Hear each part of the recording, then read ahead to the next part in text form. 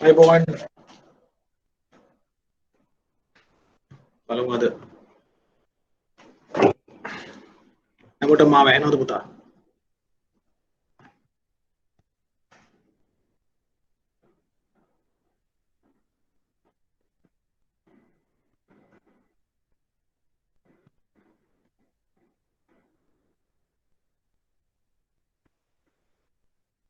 පන්තියට දරුවෝ 19 දෙනෙක් සහභාගී වෙලා ඉන්නවා.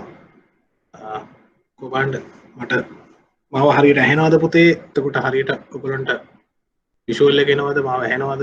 ඔයගොල්ලන්ට මාව පේනවද? ඒ ටික පැහැදිලි කර තහවුරු කරන්න.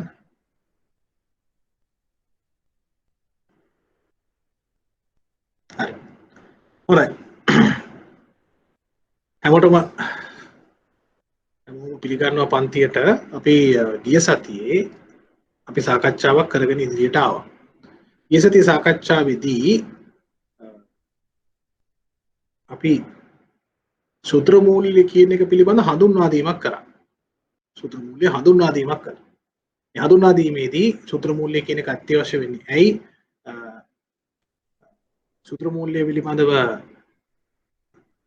තියෙන වැරදි අවබෝධයක් තියෙනවා. වැරදි අවබෝධය කොහොමද නැති කරගන්නේ? වැරදි අවබෝධය මොකක්ද කියන එක පවා අපි සාකච්ඡා කළා. හරි. අද අපේ සාකච්ඡාව එතකොට අපි යොමු කරන්න ඕන සූත්‍ර මූල්‍ය පිළිබඳව තියෙන නිවැරදි විෂය කරුණු අවබෝධය හදාගන්න. ගිය සතියේ පුතේ මම ප්‍රශ්නයක් ඇහුවද? ගිය සතියේ මම ප්‍රශ්නයක් ඉදිරිපත් කරා දරුවන්ට. කො අපි ගිය සතියේ සහභාගී වෙච්ච දරුවෝ කියන්න බලන්න. මට මතක නම් කියලා බලමු.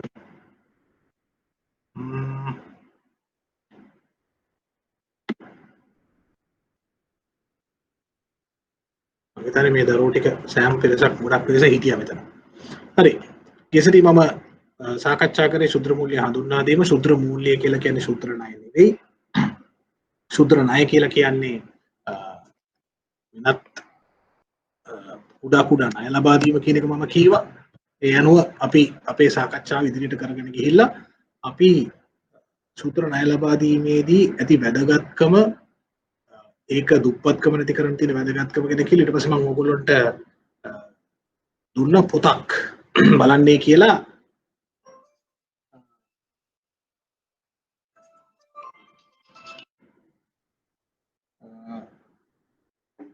ශුද්‍ර ණය සම්බන්ධයෙන් විශේෂිත අදහසක්, වැදගත් අදහසක් තියෙනවා. ශුද්‍ර ණය ලබා දීම ව්‍යාපාරයක් විදිහට සාර්ථක නැතිය කියන අදහස වෙනස් කරන්න භාවිත වෙච්ච වැදගත් සංකල්පයක් ඉදිරිපත් කරා සීකේ ප්‍රහලඩ් කියලා විද්වතෙක්. එතුමගේ පොතක් තිබුණා. අපි ඒක ඇඳලත් පෙන්වුවා මම. ප්‍රස්ථාරයක් ආකාරයේ සමාන පිරමීඩයක් ආකාරයට ජනගහනය සකස් කරොත් ඒ ජනගහනය පිරමිඩේ පතුලේ ඉන්න ජනගහනය වැඩි. ඒ අය ආදායම් මට්ටමින් පහළයි කියලා හිතුවොත් ආදායම් මට්ටම ඉහළ යනකොට පිරමිඩේක වගේ ජනගහනය කුඩා වෙනවා. ඒ අනුව ශුද්‍ර මූල්‍ය කියන ව්‍යාපාරය සාමාන්‍ය ව්‍යාපාරයක් වගේම දුප්පත් එක්තරා ආදායම් මට්ටමකින් පල්ලෙහා ඉන්න වැඩි පිරිසකට විකිණිය හැකි සාර්ථක ව්‍යාපාරයක් කියන එක ගිය සතියේ මම සාකච්ඡාවට ගත්තා. ඒ අනුව ශුද්‍ර මූල්‍ය වල තියෙන වැදගත්කම, ශුද්‍ර මූල්‍ය වල ක්‍රියාවලිය ගැන සඳහනක් කරා. එතෙන්දී කණ්ඩායම් ක්‍රමය ගැන මම කීවා, කේවල ක්‍රමය ගැන කීවා, ස්වයං උපකාරී ක්‍රම ගැන කීවා. මේ සාකච්ඡාව අපි සාධාරණ කරගෙන ආවා. එනවා අපි ගිය සතියේ එකඟ වුණා මේ කරන විදිය තේරෙනවා. කරන ක්‍රමේ හැමෝටම අදහස ගියා කියන එක සාකච්ඡා කරලා එකඟ වුණා. හරි. දැන් මේ වෙනකොට දරුවෝ ඉන්නවා 17ක්. හොඳයි. අපි අද සාකච්ඡාවේදී අපි කරන්න යන්නේ ශුද්‍ර මූල්‍ය වල අරමුණ මොකක්ද? කොහොමද ක්‍රියාත්මක කරන්න ඕන? නීතිමය වටපිටාවක් තියෙනවද කියන එක. මේක විභාගයේදී අවස්ථා ගණනාවකම ප්‍රශ්න ඉදිරිපත් වෙච්ච කොටසක්. ඒ නිසා මේ ගැන අවබෝධයක් එන්න ඕන මේ විෂයට සම්බන්ධ වෙන අයට. මම අද සහභාගී වෙච්ච දරුවෝ ඉන්නවා නම් ඒගොල්ලන්ට පැහැදිලි කරනවා මේ විෂය ඔයගොල්ලන්ගේ සාමාන්‍ය ප්‍රශ්න පත්‍රයක් වගේ කෙටි ප්‍රශ්න 10ක් ඊට පස්සේ රචනා ප්‍රශ්න ප්‍රමාණයක් එක්ක එන්නේ උත්තර ලියන්න ඕන බොහොම නිශ්චිත උත්තර උදාහරණ සහිතව පැහැදිලිව ලියන්නට ඕන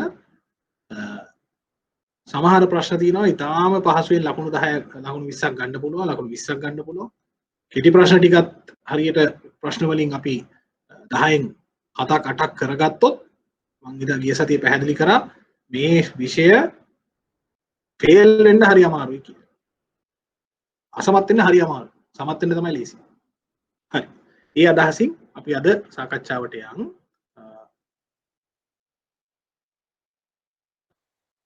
මම මගේ මෙන්න මේ ප්‍රසන්ටේෂන් එක පුතාලට දානවා. මේක පේනවද කියන එක පැහැදිලි කරන්න.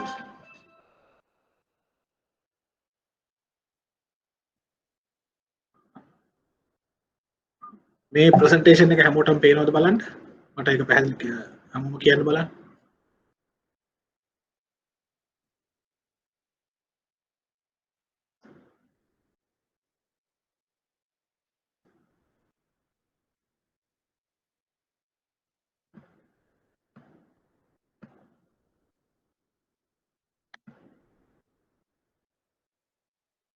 මම ඒ දාපු ප්‍රසන්ටේෂන් එක පෙනුනේ නැද්ද පුතේ?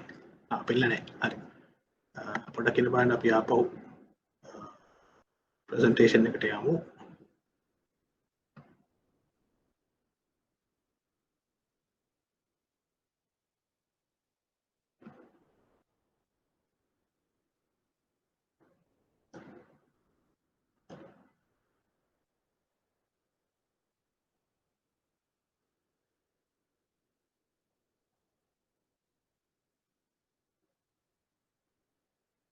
දැන් පේනවද පුතාලට? දැන් මට පැහැදිලි කරන්න මේ ප්‍රසන්ටේෂන් එක පේනවද කියලා?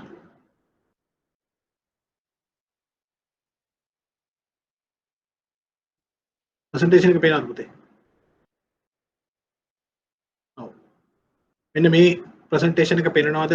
කවුරු හරි මයික් එක ඔන් කරලා කියන පුතා? මයික් එක ඔන් කරලා කියන්න. ඔව් සර්. හරි. දැන් සංවර්ධන මූල්‍ය development finance පළමු පාඩම ශුද්‍ර මූල්‍ය කියන ප්‍රසන්ටේෂන් එක පේනවා. රයිට්. හොඳයි. අපි ගිය සතියේ සාකච්ඡා කරපු කාරණාවෙන් එහාට මට කවුරු හරි පුතේකට පේන්නේ නැත්නම් වහාම මට කතා කරලා කියන්න ඕනේ. මොකද අපි දිගටම යන්න හදන්නේ මේ ප්‍රසන්ටේෂන් එකත් එක්කමයි. ඔයගොල්ලන්ට මේක කලින් ෂෙයා කරලා තියෙනවා නැති වුණත් මේක පේනවායි කියලා මම හිතනවා. හරි. හැමෝම ප්‍රසන්ටේෂන් එක පේනවා කියන අදහසින් ඉන්නේ. හරි. ශුද්‍ර මූල්‍යකරණය කියප එක ශුද්‍ර ණය නෙවෙයි. ශුද්‍ර ණය නොවන නමුත් ශුද්‍ර ණයත් ඇතුළුව ඊට එහා පැත්තේ ඊට එහා ගිය විශාල සේවාවන් ප්‍රමාණයක් ලබා දීම ගැන තමයි ශුද්‍ර මූල්‍ය වල සඳහන් කරන්නේ. මේ ගැන ශුද්‍ර මූල්‍යකරණ අරමුණු ගැන මේ පොත ගැන කලබල වෙන්න එපා. මේ ඔයගොල්ලන්ට තොරතුරු නිවැරදිව සඳහන් කරන්න තමයි පොතක නමක් මම සඳහන් කරලා තියෙන්නේ මේ සස්ටේනබල් බැංකින් කියන පොත. ඒකේ සඳහන් කරනවා සංවර්ධන අරමුණු කරා ළඟාවීමට සේවාවන් ලබා දී නැති සංවර්ධන අරමුණු කියලා අරමුණු ප්‍රමාණයක් තියෙනවා. ඒවට ළඟා වෙන්න සේවාවන් ලබා දී නැති හෝ අවම ප්‍රමාණ වලින් සේවා සපයති. ඒ කියන්නේ ප්‍රමාණවත් සපයලා තියෙන ප්‍රමාණය අන්තිම ඊටාම අවමයි. මේ වගේ වෙළඳපොළ වලට අවශ්‍යතාවයන්ට සේවා සැපයීම ශුද්‍ර මූල්‍යකරණය කියලා හඳුන්වනවා. මේ ශුද්‍ර ණය නෙවෙයි. ශුද්‍ර මූල්‍යකරණය කියලා කියන්නේ ශුද්‍ර ණය නෙවෙයි. එතන සේවාවන් විශාල ප්‍රමාණයක් ලබා දෙනවා කියලා කියනවා. මොනවද මේ සංවර්ධන අරමුණු කියලා වෙනම සඳහන් කරනවා. අන්න ওই ටික තමයි පුතේ විභාගයට වැදගත් වෙන්නේ. මේ ටික විභාගයට හරිම වැදගත්. විභාගයේදී ප්‍රශ්න අහනකොට මේ කරුණු ටික පිළිබඳව තමයි අවධානය යොමු කරන්න ඕනේ. ඒක කියනවා දුප්පත්කම තුරන් කිරීම. තාම පැහැදිලි. දරිද්‍රතාවය කියන එක අවම කිරීම. දරිද්‍රතාවය කියන එක නිශ්චය කරන ක්‍රමවේදයක් තියෙනවා. ඒ ක්‍රමවේදය අනුව දුප්පත් කියලා සලකන අය ඒ දුප්පත්කමෙන් එළියට ගන්න එක, දුප්පත්කමෙන් ඉවත් කර ගන්න එක. එතකොට මම ආපහු වීඩියෝ එකට යනවා. දැන් ඔයගලන්ට නැවත මම හිතන්නේ වීඩියෝ එක වෙන්න ඕන පේන්නේ. හරි. මම ස්ක්‍රීන් එක ෂෙයා කරන එක නැවැත්තුවා. දුප්පත්කම කියන කාරණාව අනිවාර්යයෙන්ම නිශ්චිත කරන ලද පරාමිති මොකක් හරි නිශ්චිත ආදායම් මට්ටමක් පිළිබඳව සඳහන් කරලා තීන්දුව කරන කාරණාවක්. දුප්පත්කම අවම කරන්න නම් ඒ ජන කොටස් නිශ්චිත දැන් ඉන්න තත්ත්වෙන් ඉහළට ගේන්න ඕන. ඒ ආදායම් මට්ටමින් උඩට ගේන්න ඕන. මේ ශුද්‍ර මූල්‍යකරණය නැත්නම් මයික්‍රෝ ෆයිනෑන්සිං ක්‍රියාත්මක වෙන්නේ මේ දුප්පත් අය එතනින් උඩට ගන්න. එතනින් ඉහළට ගන්න. අන්න ඕක ඊටාම වැදගත් එක පළවෙනි අරමුණ. හරි මම ආපහු ස්ක්‍රීන් එක ෂෙයා කරනවා. හරි. දැන් ආපහු ඔයගොල්ලන්ට පේනවා ඇති ප්‍රසන්ටේෂන් එක. මම වරින් වර මාරු කරනකොට පුතේ ස්ක්‍රීන් එක පේනවද කියන එක පැහැදිලි කරන්න මට. මොකද ඔයගොල්ලෝ එක වෙන තැනක ඉඳලා වරින් වර මේක ස්ක්‍රීන් එක මාරු වෙන එක ඔයගොල්ලන්ට පේනවද? මට chat box එකේ type කරන්න බලන්න. මම වරින් වර මාරු කරනවා. එතකොට ඔයගොල්ලන්ට වීඩියෝ එකට මාරු වෙනවා. ඊට පස්සේ නැවත presentation එක කියන එක තහවුරු කරන්න. ඔව් සර්. හරි. දැන් අපි ඉන්නේ මේ ශුද්‍ර මූල්‍යකරණයේ අරමුණු ගැන. දුප්පත්කම නැති කිරීම අපි සාකච්ඡා කරා ඒක පැහැදිලි. දෙක කාන්තාවන් හෝ වරප්‍රසාද නොලත් වෙනත් ජනතා කණ්ඩායම් බලාත්මක කිරීම. මතක තියාගන්න අපි ගිය සතියේත් සාකච්ඡා කරා තවමත් සමාජ කොටස්වල කාන්තාවන් සලකන්නේ වරප්‍රසාද නොලත් ලෙස. ඒ නිසා ඒ අයව ඒ මට්ටමින් ඉදිරියට ගේන එක පිළිබඳව ශුද්‍ර මූල්‍යකරණයේ වැදගත් අරමුණක් තියෙනවා. ඊට අමතරව වරප්‍රසාද නොලත් වෙනත් ජනතා කණ්ඩායම් ඉන්න පුළුවන්. මොනවද? සමහර කුල වර්ග, සමහර ආගමක හේතුවෙන්, සමහර කුලයක් හේතුවෙන්, සමහර වෙනත් සංස්කෘතික කාරණාවක් නිසා යම්කිසි ජන කොටසකට සමාජයේ අනිත් අය තරම්ම හැකියාව නැති වෙන්න පුළුවන්. ඒක ලෝකයේ අපේ රට දැන් නම් අපි දකින්න නැති වෙන්න පුළුවන්. නමුත් සමහර ජන කොටස් වලට ඒ තත්ත්වය තවමත් තියෙනවා. ලෝකේ සමහර රටවල සමහර ජන කොටස් වලට කිසිම සමාජයේ හැකියාවක් නැහැ. ශුද්‍ර මූල්‍යකරණය කියනවා ඒ අයටද හැකියාව දෙන එක ඒක අරමුණක්. තුන්වෙනි එක රැකියා අවස්ථා ඇති කිරීම. ඒක බොහොම පැහැදිලි. මේ ශුද්‍ර මූල්‍යකරණය කළොත් වැඩියෙන් සේවා නියුක්තිය ඇති වෙනවා. සේවා නියුක්තිය. නියුක්තිය කියන්නේ රසා නැති එක නියුක්තිය. රැකියා අවස්ථා ඇති කිරීම. රැකියා අවස්ථා වලින් බලාපොරොත්තු වෙන්නේ අර ඊට ඉහළින් තියෙන දුප්පත්කම නැති කිරීම කියන එකට තව උදව් කරගන්න. හතරවෙනි එක පවතින ව්‍යාපාර වර්ධනය කිරීමට හා ඒවායේ ක්‍රියාකාරකම් විවිධාංගීකරණය. මේක පැහැදිලි කරන්න ඕන. පවතින ව්‍යාපාර වර්ධනය කරන්න. කුඩා පරිමාණයෙන් ඉතාම කුඩා පරිමාණයෙන් කරන ව්‍යාපාර වර්ධනය කළා ඉහළ මට්ටමකට ගෙන එන එක.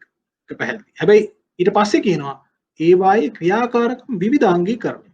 උදේ විවිධාංගීකරණය කියලා මෙතන සඳහන් කරන්නේ එකම ව්‍යාපාරය එකම විදිහට ව්‍යාපාරයක නිරත වෙලා ඉඳීමෙන් සමහර විට වෙළඳපොළ අහිමි වෙන්න පුළුවන්. ඒකට ඕන කරන අමුද්‍රව්‍ය ටික නැති වෙලා යන්න පුළුවන්. ඒ නිෂ්පාදනය එක වෙළඳපොළකට විතරක් අරමුණු කරලා නිෂ්පාදනය කරොත් නැත්නම් ඒ සේවාව ලබා දුන්නොත් එතනින් එහාට ඒ වෙළඳපොළ අහිමි වුණාට පස්සේ කරගෙන යන්න දෙයක් නැති වෙන්න පුළුවන්. සමහරට ඒ වෙළඳපොළ වෙනස් වෙනවා. නැත්නම් තරඟ කරන්න වෙන නිෂ්පාදනයක් ඇවිල්ලා සම්පූර්ණ වෙළඳපොළ අහිමි වෙලා යනවා. එහෙම තැනකදී පුංචි බිස්නස් කරන අය කුඩා බිස්නස් කරන අයට තමන්ගේ නිෂ්පාදනය විවිධ විදිහට වෙළඳපොළට ඉදිරිපත් කරන්න ඕන කරන හැකියාව ලබා දෙනවා. ඊළඟ එක තමයි නව ව්‍යාපාර ආරම්භය සහ වර්ධනය.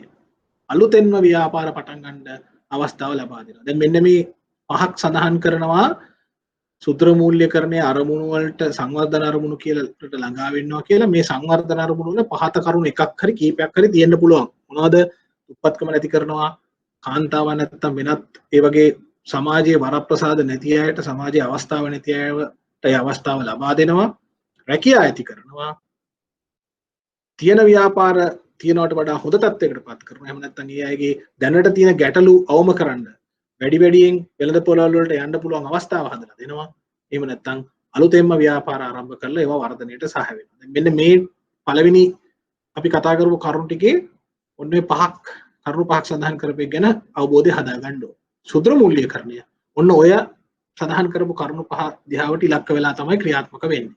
ඒ නිසා මේක ණය දීලා අවසන් කරන කාරණාවක් නෙවෙයි. මේක අපි ගිය සතියේ සාකච්ඡා කරපු එකක්. ඒකට තව වැඩිපුර එකතු කරා අපි. ඊට පස්සේ මම යනවා දෙවෙනි ස්ලයිඩ් එකට. පළවෙනි ස්ලයිඩ් එකේ පුතේ මොන හරි ප්‍රශ්න තියෙනවද? පළවෙනි ස්ලයිඩ් එකේ දැන් කතා කරපු එක ගැන මොන හරි ප්‍රශ්න තියෙනවද?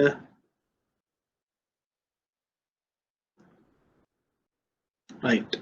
මොන හරි ප්‍රශ්න නැත්තම් තියෙනවා නම් කිසි ප්‍රශ්නයක් නැහැ. ඔයගොල්ලන්ට විතර මේ ඔයගොල්ලෝගේ chat කියන ඔප්ෂන් එකේ අපිට දාලා ටයිප් කරන්න. එහෙම නැත්තම් හරිද? ඔයාගේ මයික් එක ඔන් කරලා මට මගෙන් ප්‍රශ්නය අහන්නත් පුළුවන්. කිසි ප්‍රශ්නයක් නැහැ. කිසිම ගැටලුවක් නැහැ. ඔන්ලාට නවත්තලා ප්‍රශ්න අහන්න. ඊළඟට අපි යනවා ඒ සූත්‍ර මූල්‍යකරණ අරමුණු ගැන කියන තව පොඩි වැඩිපුර විස්තර කිරීමකට. හරිද? හැමෝටම ඇහෙනවද පුතේ මාව? මොකද සමහර අවස්ථා මට පේනවා සමහර අය ජොයින් වෙනවා අයින් වෙනවා පොඩි පොඩි තාක්ෂණික දෝෂ එනවා ඇති සමහර අයට ටෙක්නිකල් ප්‍රශ්න එනවා ඇති ඩේටා වල ප්‍රශ්න එනවා ඇති ඒ අයට මොන හරි ප්‍රශ්නයක් තියෙනවා නම් කියන්න. මොකද එහෙම ප්‍රශ්නයක් තියෙන පන්තිට සහභාගී වෙන එක දුෂ්කර නිසා කියන්න ඕන. හරි. සූත්‍ර ව්‍යාපාරකරණය දැන් ආය අපි යනවා සූත්‍ර මූල්‍යකරණයේ අරමුණු වල දෙවෙනි කතාව. මොකද්ද? ලෝක බැංකුව විසින් සූත්‍ර ව්‍යාපාර සඳහා ණය ලබා දීම පිළිබඳ කළ අධ්‍යයනයකදී හඳුනාගත් අරමුණු තුනක් නිතරම භාවිත වෙනවා. මේ කවුද කරේ කියන එක අවශ්‍ය නැහැ. අපි වෙන ඒ අරමුණු ගැන තව ටිකක් වැඩිපුර කතා කරන්න මේ යන්නේ. තවත් අරමුණු ගැන කියනකොට නිතර භාවිතා වෙන කරුණු තුනක් ගැන මේ කියන්නේ. මොනවද? පළවෙනි එක බලන්න. ඔයගොල්ලෝ හැම වෙලේම අවධානය දෙන්න ඕන පුතේ මේ නිශ්චිත කරුණු වලට. නිශ්චිත කරුණු වලට අවධානය දෙන්න. මම මේ ප්‍රසන්ටේෂන් එක ටිකක් වැඩිපුර ලියලා හදලා තියෙන්නේ. ඔයගොල්ලන්ට මේක කියවනකොට ඒ කාරණා අවබෝධය නැත්තම් පුංචි පුංචි කරුණු ටිකක් විතරක් තිබ්බොත් සමහරලාට මොකටද ගැලපෙන්නේ කියන එක අමතක වෙන්න පුළුවන්. ඒකයි. බලමු පළවෙනි එක. ශුද්‍ර ව්‍යාපාර ඇති කිරීම හා වැඩි දියුණු කිරීම වගින් රැකියා අවස්ථා සහ ආදායම් මාර්ග ඇති කිරීම කියලා කියනවා. ඒ අර අපි කලින් කතා කරපු කාරණාවම තව ටිකක් කරුණු ටිකක් වැඩි කරලා එක කරුණකට එකතු කරලා තියෙනවා. ශුද්‍ර ව්‍යාපාර කුඩා ව්‍යාපාර හදනවා. එහෙම නැත්නම් වැඩි දියුණු කරනවා. ඒකෙන් රැකියා අවස්ථා ඇති කරනවා. ඊට පස්සේ ඒකෙන් ආදායම් හදලා දෙනවා මිනිස්සුන්ට. මොකද මේ මිනිස්සුන්ගේ දුප්පත්කමින් එළියට ගන්න. ඊට පස්සේ කියනවා ඵලදායීතාවය වැඩි කිරීම කියලා. ඔන්න ඕක හරි වැදගත් පුතේ. ඊටාම බහුලව කතා වෙන කරන කතාවක් තමයි මේ රට ලෝකේ හැමතැනම ශුද්‍ර ව්‍යාපාරවල දුප්පත් අයට ඵලදායීතාවය නැහැ. කරන වැඩේ හරියට කරන්නේ නැහැ. ව්‍යාපාරයකට මුදල් යදෙව්වොත් ව්‍යාපාරයකට මොන හරි අමුද්‍රව්‍යයක් යදෙව්වොත් ඒකෙන් සම්පූර්ණ ප්‍රතිඵලය ගන්නෙ නැහැ. අහක දානවා, විනාශ කරනවා, අපතේ යවනවා. නැත්නම් අවභාවිත කරනවා වගේ කතා හරියට තියෙනවා. ඉතින් කුඩා ව්‍යාපාර ගැන අපි බැංකුවල වැඩ කරන දරුවෝ බැංකුවල වැඩ කරන අය ඊටකට මූල්‍ය ක්ෂේත්‍රයේ ඉන්න ගොඩක් අයගේ තියෙන අදහසක් තමයි දුප්පත් අයගේ ඵලදායීතාවයක් නැහැ. ප්‍රොඩක්ටිවිටි කියනකොට ප්‍රොඩක්ටිවිටි නැහැ. අපතේ යනවා වැඩි, විනාශ කරනවා වැඩි, එතකොට දෝෂ වැඩි වගේ අදහසක් තියෙනවා. මේක නැති කරන්න සූත්‍ර මූල්‍යකරණය පුළුවන් තරම් මහන්සි වෙන්න ඕන. මොකද ඒ අයගේ ඵලදායීතාවය වැඩි නොකරොත් ඒගොල්ලොන්ට තියෙන ආදායමත් අපරාධය අහිමි වෙන්න පුළුවන්. ඊළඟට කියනවා ඵලදායීතාවය වැඩි කිරීම හා විශේෂයෙන් කාන්තාවන් හා අනෙකුත් දුප්පතුන් වැනි අවදානමට බඳුන් විය හැකි සමාජ කොටසක් නෙමෙයි පුතේ කොටස්වල ආදායම් තත්ත්වය වැඩි කිරීම. අර අපි කලින් පළවෙනි ස්ලයිඩ් එකේ කතා කරපු කාරණාවයි මේ පළවෙනි එකේ අපි කිව්වේ කාන්තාවන් සහ වරප්‍රසාදන වලත් කියලා. මේ වැඩි දුරටත් කියනවා ඵලදායීතාවය වැඩි කරනවා විතරක් නෙවෙයි කාන්තාව සහ අනෙකුත් දුප්පතුන් අවදානමට ඒ අය නිතරම සමාජ ආර්ථික වෙනස්කම් වලදී අවදානමට ලක් වෙන අය. ආර්ථිකයේ පොඩි බිඳ වැටීමක් වෙනකොට ඉක්මනට අපදාවට ලක් වෙන්නේ කාන්තාව සහ දුප්පත් අය. හරිද? ඒගොල්ලෝගේ සමාජ කොටස් වල ආදායම් තත්ත්වය වැඩි කරොත් මේ අය ආදායමින් ඉහළට ගෙන આવොත් තමයි ඒ අයට සමාජයේ ආරක්ෂාව ලැබෙන්නේ කියන එක තව වැදගත් අරමුණක්. තුන්වෙනි එක බලන්න ආදායම් උත්පාදන මාර්ග විවිධාංගීකරණය. අර අපි කලින් කතා කරපු එකමයි. මොකද්ද? එකම ව්‍යාපාර එකම නිෂ්පාදනය විතරක් වෙළඳපොළට ඉදිරිපත් කළා බෑ. ඒ නිෂ්පාදනයට තියෙන්නට වෙනවා එක්කෝ ඒ නිෂ්පාදනය විවිධ ප්‍රමාණ වලින් ඉදිරිපත් කරන්න ඕන.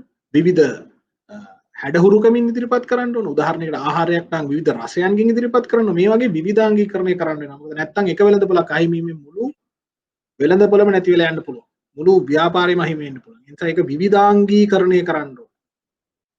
එහෙම කිරීම මගින් දුප්පත් පවුල් විසින් ධාන්‍ය වැනි වගාවන් මත යැපෙන විට ඇයි මේ ධාන්‍ය ගැන කියන්නේ ලෝකයේ බොහෝ රටවල් වල දුප්පත් මිනිස්සු යැපෙන්නේ ධාන්‍ය වගාවෙන්.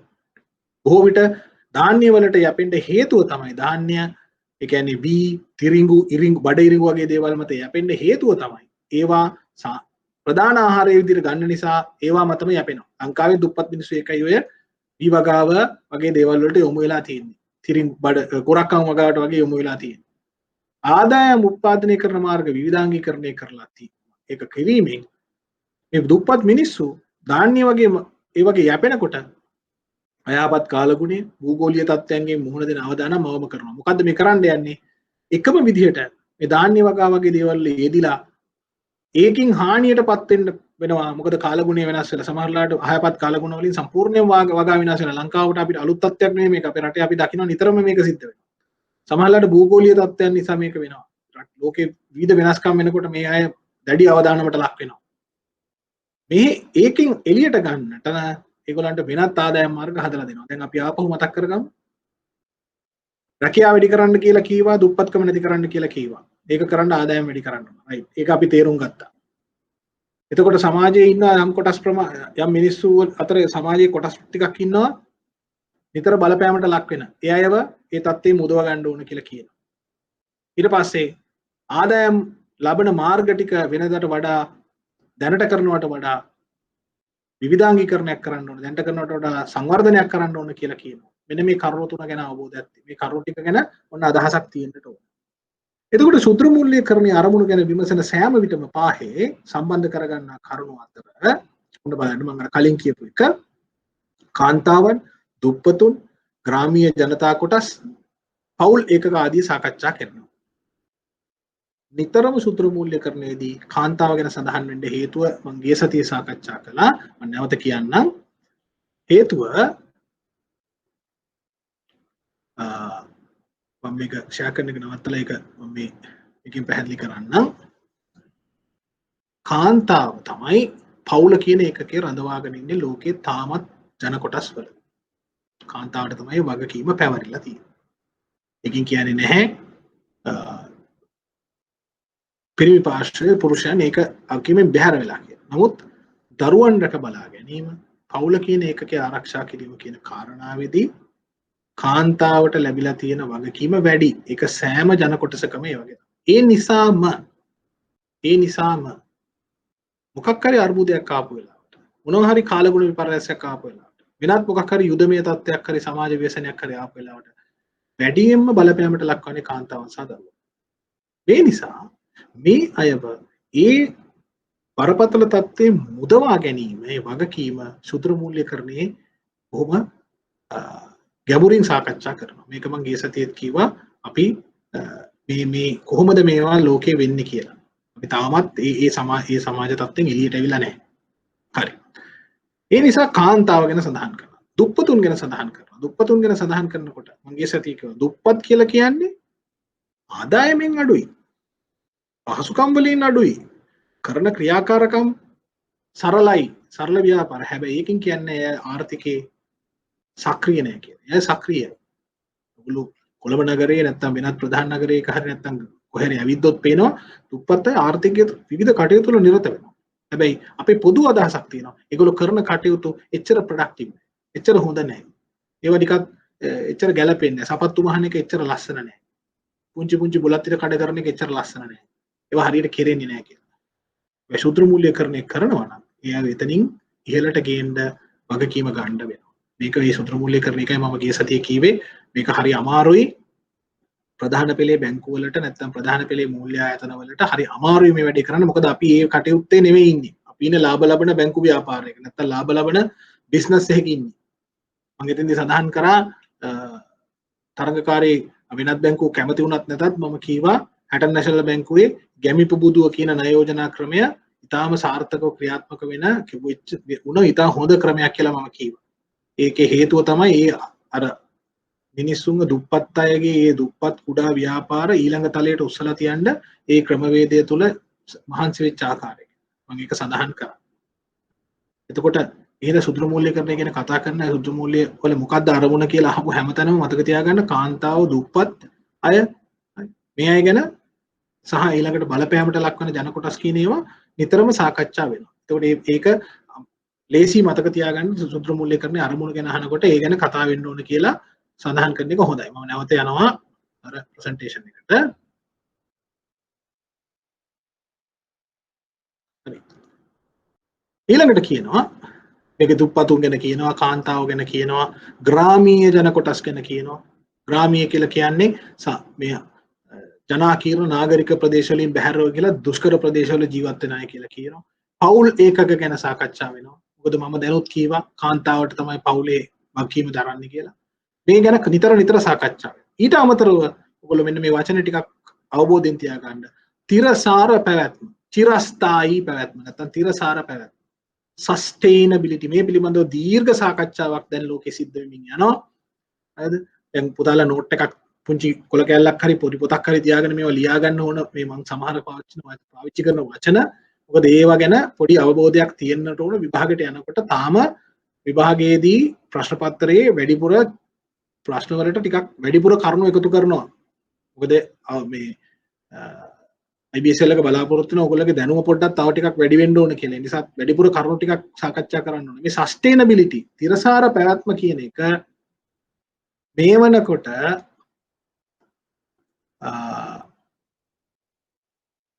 තිරසාර සංවර්ධන ඉලක්ක Sustainable Development Goals SDG 17ක් ලෝකය 2030 දී ළඟා කරගන්න උත්සාහ කරනවා.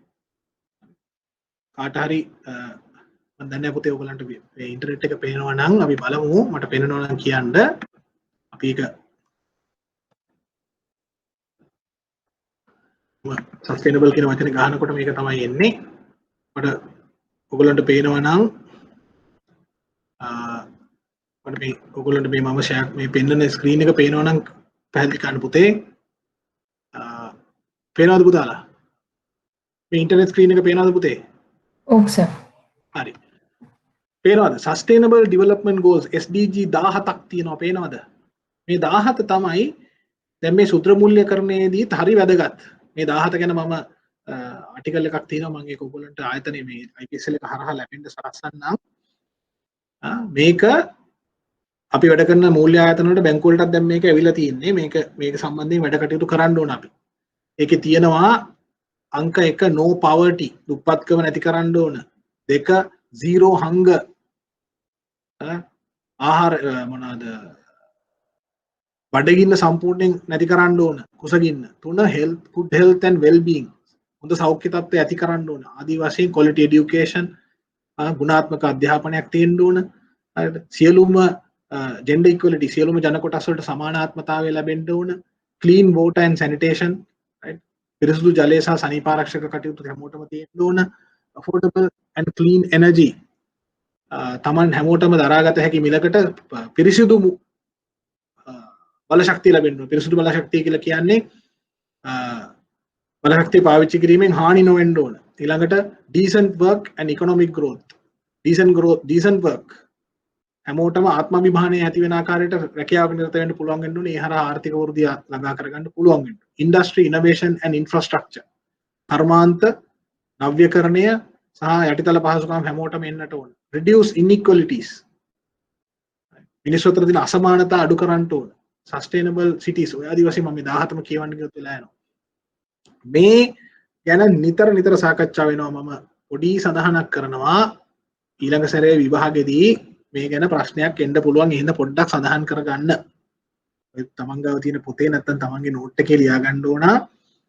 එක්සත් ජාතීන්ගේ සංවිධානය විසින් හඳුන්වා දී ඇති තිරසාර සංවර්ධන ඉලක්ක 17 පිළිබඳ ප්‍රශ්නයක් විභාගෙදී එන්න ඉඩකඩ තියෙනවා. මේ ඉඩකඩ තියෙනවා කියලා කියපු හැම අවස්ථාවකම මේ අපි IBSL එකේ ක්ලාස් එකේ මේ දැන් මේ ඔන්ලයින් නැතුව අපි පන්තියේ ළමයි ඇවිල්ලා දරුවෝ ඇවිල්ලා කරපු ක්ලාස් වල මම නිතර කියනවා මෙන්න මේ කරුණු ලියා ගන්න කියලා. මොකද ඒවා අනිවාර්යයෙන්ම දැනගත යුතුයි. මොකද ගොඩක් වෙලාවට ඒවා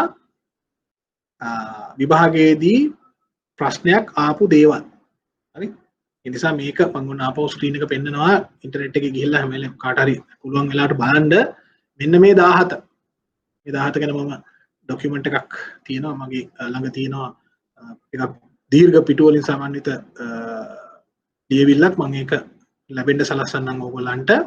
මේක ගැන අවබෝධයක් තියෙනවා. එතකොට මේ ශුද්‍ර මූල්‍යකරණයේදී ඒක කෙලින්ම සම්බන්ධ වෙනවා තිරසාර පැවැත්මට. තිරසාර පැවැත්ම කියලා කියන්නේ අද භාවිත කරලා ජීවත් වෙනවා විතරක් නෙවෙයි අනාගතයටද ඉතුරු කරනවා. චිරස්ථායී බව. අද කරන ඒක නිසා තමයි ඔය අපි කියන්නේ සූර්ය බල ශක්තියට කියනවා සස්ටේනබල් එනර්ජි එකක් කියලා. තිරසාර නැත්නම් චිරස්ථායී බල ශක්ති ක්‍රමයක් කියලා. මොකද ඒකෙන් පරිසරයට හානි වෙන ප්‍රමාණය අඩුයි. ඒක දිගට පාවිච්චි කරයි කියලා. ඒ වගේ නෙවෙයි khනිජ තෙල් දහනය කරොත් khනිජ තෙල් දහනය කිරීමෙන් පරිසරයට හානි වෙනවා. අන්න ඒ ගැන. එතකොට ශුද්‍ර මූල්‍යකරණයේදී කාන්තාව දුප්පතුන් ග්‍රාමීය ජන කොටස් වගේ කතා කරනවට අමතරව සස්ටේනබිලිටි ගැන දීර්ඝ සාකච්ඡාවක් වෙනවා. මේ ගැන උතාලකට අවබෝධයක් තියෙන්න ඕන. හරි. මම ඒකට ඉඩකඩ දෙන්නම් අර ලියවිල්ලෙන්. නමුත් මේ ගැන විභාගයේදී මේ ගැන සාකච්ඡාවෙන් ප්‍රශ්න කරන්න පුළුවන් කියන අදහස තියෙන්නට ඕන. අපි යනවා තුන්වෙනි ස්ලයිඩ් එකට. දැන් මේ අපි මෙතෙක් කතා කරේ ශුද්‍ර මූල්‍යකරණයේ අරමුණු මොන වගේද? අරමුණු සඳහන් කරන්න මම කරුණු දෙවරක් සාකච්ඡා කරා. එකම කරුණ ඒ තමයි පොතකින් ගත්ත කාරණාවක් කරහා මොකද්ද කියලා සංවර්ධන අරමුණු ගැන කීවා. ඊට පස්සේ ලෝක බැංකුව විසින් කොහොමද ශුද්‍ර මූල්‍ය ව්‍යාපාර ගැන ශුද්‍ර මූල්‍යකරණයේ අරමුණු ගැන කියන්නේ කියලා කිව්වා. ඊට අමතරව ශ්‍රී ලංකා මහ බැංකුව ශුද්‍ර මූල්‍යකරණයේ නියාමන ආයතනයේ විදිහට දැන් ක්‍රියාත්මක වෙනවා. එතකොට ශුද්‍ර මූල්‍යකරණය සම්බන්ධයෙන් ශ්‍රී ලංකා මහ බැංකුව කොහොමද අර්ථකථනය කරන්නේ? මේක ශ්‍රී ලංකා මහ බැංකුවේ වෙබ් අඩවියේම තියෙන තොරතුරු මම මේ අරන් තියෙනවා. මොකද්ද කියන්නේ? අඩු ආදායම් ලබන ජනතා කොටස් වෙත ජනතා කොටස් වෙත මූල්‍ය සේවා ලබා දීම කියලා තමයි වෙබ් අඩවිය සඳහන් වෙන්නේ. ඒ අය මේක නිශ්චිතව සඳහන් කරනවා වෙබ් අඩවිය. එතකොට මේකට පොඩි අවධානයක් දෙන්න. මොකද අඩු ආදායම් ලබන ජනතාව. අපි අර කලින් කියපු දුප්පත් අය. මූල්‍ය සේවා කියන්නේ අපි ගිය සතියේ සාකච්ඡා කරා. එතන මූල්‍ය සේවා විදිහට සාමාන්‍ය බැංකු සේවාවල තියෙන ඉතුරුම්, තැන්පතු, ණය, මුදල් ප්‍රේෂණය වගේ සේවාවල් විතරක් නෙවෙයි රක්ෂණය මේ සේවාවල් සේරම මූල්‍ය සේවාවල් වලට එකතු වෙනවා. ඒක ඇවිල්ලා හුදෙක් ණය දෙනවා විතරක් නෙවෙයි. හරි. එතකොට ශ්‍රී ලංකා මහ බැංකුව කියන අඩු ආදායම් ලබන ජනතා කොටස් වෙත මූල්‍ය සේවා ලබා දීම තමයි ශුද්‍ර මූල්‍යකරණයේ විදිහට දකින්නේ කියලා. ඒ හරහා ඉතුරුම් ණය ඉතුරුම් සහ තවත් අත්‍යවශ්‍ය මූල්‍ය සේවා ලබා දෙන බවද ඔය වෙබ් අඩවිය මහ බැංකුවේ වෙබ් අඩවියේ තියෙනවා. ඒකට ඒ කරුණ අවබෝධ කරගන්න. මොකද ශ්‍රී ලංකා මහ බැංකුවේ අර්ථ දැක්වීම හරිම වැදගත් විභාගයට. මේ විශේෂයෙන් සඳහන් වන කරුණක් වන්නේ මොකද්ද? ප්‍රමාණවත් සුරකුම් ලබා දීමට ඇති නොහැකියාව නිසා.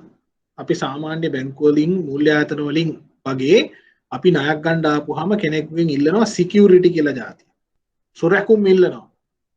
ඉඩමක් තියනවද? වාහනයක් තියනවද? ගෙයක් දොරක් තියනවද? ඇපයක් දෙන්න පුළුවන්ද? කෙනෙක් එක්කන් එලා ඇප වෙන්න පුළුවන්ද? ආදී වශයෙන් සුරකුම් බලාපොරොත්තු වෙනවා. හැබැයි වැඩේ තියෙන්නේ මේ අපි මේ ශුද්‍ර මූල්‍ය කියලා සාකච්ඡා කරන ජන කොටස් වලට මේ හැකියාව නැහැ. බොහෝ විට අඩුයි. ප්‍රමාණවත් සුරකුම් ලබා දීමට ඇති නොහැකියාව නිසා ශ්‍රී ලංකා මහ බැංකුව කියනවා සාමාන්‍ය බැංකු වලින් සේවාවන් ලබා ගැනීමට නොහැකි ඉතා දුගී ජනතා කොටස් වෙත මෙම සේවාව ලබා දෙන බව තමයි සඳහන් වෙන්නේ. මතක තියාගන්න ශ්‍රී ලංකා මහ බැංකුව බොහොම පැහැදිලිව කියනවා. සුරකුම් දෙන්න බැරිකම නිසා බැංකු වලින් සේවාවක් ගන්න බෑ. විශේෂයෙන්ම ණය ගන්න බෑ. ඒ අයට සේවා ලබා දෙන්න ශුද්‍ර මූල්‍යකරණය කටයුතු කරන්න ඕනේ. ඒකට ඒකෙන් අදහස් වෙනවා ශ්‍රී ලංකා මහ බැංකුව බලාපොරොත්තු වෙනවා මේ ජන කොටස් වලට සුරකුම් නැතුව වුණත් සේවාවන් ලබා දෙන්න කියන එක. මේක ටිකක් අපිට අවදානම වැඩි වගේ දැනෙන්න පුළුවන්. නමුත් මේ ජන කොටස් වලට එහෙම දෙන්න සුරකුම් වල හැකියාවක් නැහැ. නිසා බොහෝ විට ඒ සුරකුම් රහිතව ඒ අයගේ හැකියාව, ඒ අයගේ ව්‍යාපාරික හැකියාව මත පදනම් වෙලා තමයි ණය දෙන්න වෙන්නේ.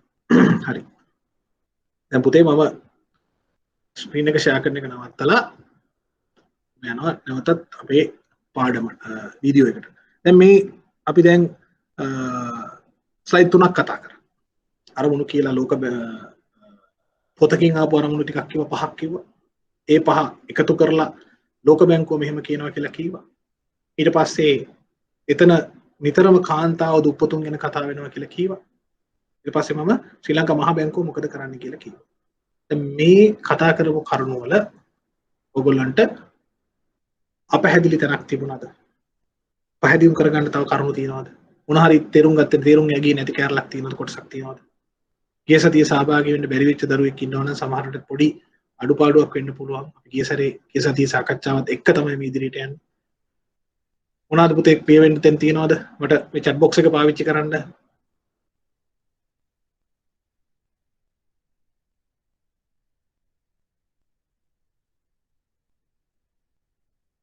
නැත්නම් මයික් එක ඕපන් කරලා කියන්න. මොනවාරි ක්ලියර් දැන් මේ වෙනකන් කියපු ටික තේරුණාද? මේ සූත්‍ර මූල්‍යකරණයේ අරමුණු විදිහට තියෙන දේවල් ගැන. කොහොමද උත්තර දාන්න? උත්තරේ වන්න බලන්න. ඔව් සර්. රයිට්.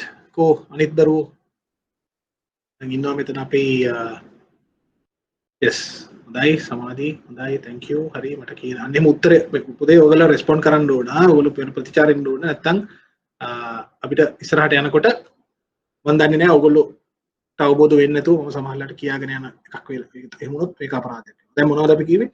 අරමුණක් තියෙනවා සූත්‍ර මූල්‍යකරණය. සූත්‍ර මූල්‍යකරණය කියන එක මම ආයෙ මතක් කරනවා ණය නෙමෙයි. සූත්‍ර ණය නෙමෙයි. සූත්‍ර මූල්‍යකරණයේදී ණයට එහා පැත්තේ කියපු සේවාවල් දෙන්න. ඒක විද්වතුන් පොත්පත්වල ලියලා කියලා තියෙනවා. ඔව් ඒක එහෙම තමයි. ලෝක බැංකුව කියන මුළු ලෝකේම ආවරණය වෙන මූල්‍ය ආයතනය කියනවා. ඔව් ඒගොල්ලොත් පිළිගන්නේ සූත්‍ර මූල්‍ය කියන්නේ උදෙක් ණය දෙන එක නෙවෙයි ඊට වඩා පුළුල් අරමුණක් තියෙනවා. ශ්‍රී ලංකා මහ බැංකුවත් ඒ අරමුණ අරන් කියනවා. ඔව් අපි කියන්නේ අඩු ආදායම් තියෙන ධන කොටස් වෙත සියලු මූල්‍ය සේවාවන් දෙන්න. ඒක තමයි සූත්‍ර මූල්‍ය. එතෙන්දී ශ්‍රී ලංකා මහ බැංකුව දැඩි අවධානයක් යොමු කරනවා මොනවටද? ඉතුරුම් වලට වෙනත් මූල්‍ය සේවාවන්ට. ඒ විතරක් නෙවෙයි සුරැකුම් දෙන්න බැරිකම. නිසා බැංකුව වලට ගිහිල්ලා සේවාවල් ගන්න විදිහක් නැහැ. මූල්‍ය ආයතන වලට ගිහිල්ලා සේවාවල් ගන්න විදිහ. ඔතන බැංකුව විතරක් දාගන්න එපා. මූල්‍ය ආයතනත් කියන වචනත් ගන්න. ගොඩක් අයට ගිහිල්ලා දෙන්න බැංකුවට දෙන්න දෙයක් නැහැ. ඉතින් මෙන්න මේ කරුණු ටික දැන් ඔන්න අපි සාකච්ඡා කරා. දැන් සුදුරු මූල්‍ය කියන්නේ ණය නෙවෙයි. ඊට වඩා පළල් එකක්. ඔන්න ඔය නිසාම තමයි බොහෝ දේශීය බැංකුවලට සුත්‍ර මූල්‍යකරණය අපහසු වෙලා තියෙන්නේ. මොකද අපි සුරැකුම් මත ණය ලබා දෙන බොහොම සාම්ප්‍රදායික බැංකුකරණයක ඉන්නේ. සුත්‍ර මූල්‍ය සාම්ප්‍රදායික විදිහට කරන්න බෑ. මොකද අපිට ණයකරුවන් ළඟට යන්න වෙනවා. ඒගොල්ලන්ගේ ප්‍රශ්න තේරුම් ගන්න වෙනවා. ඒගොල්ලන්ගේ සමාජ ප්‍රශ්න තේරුම් ගන්න වෙනවා.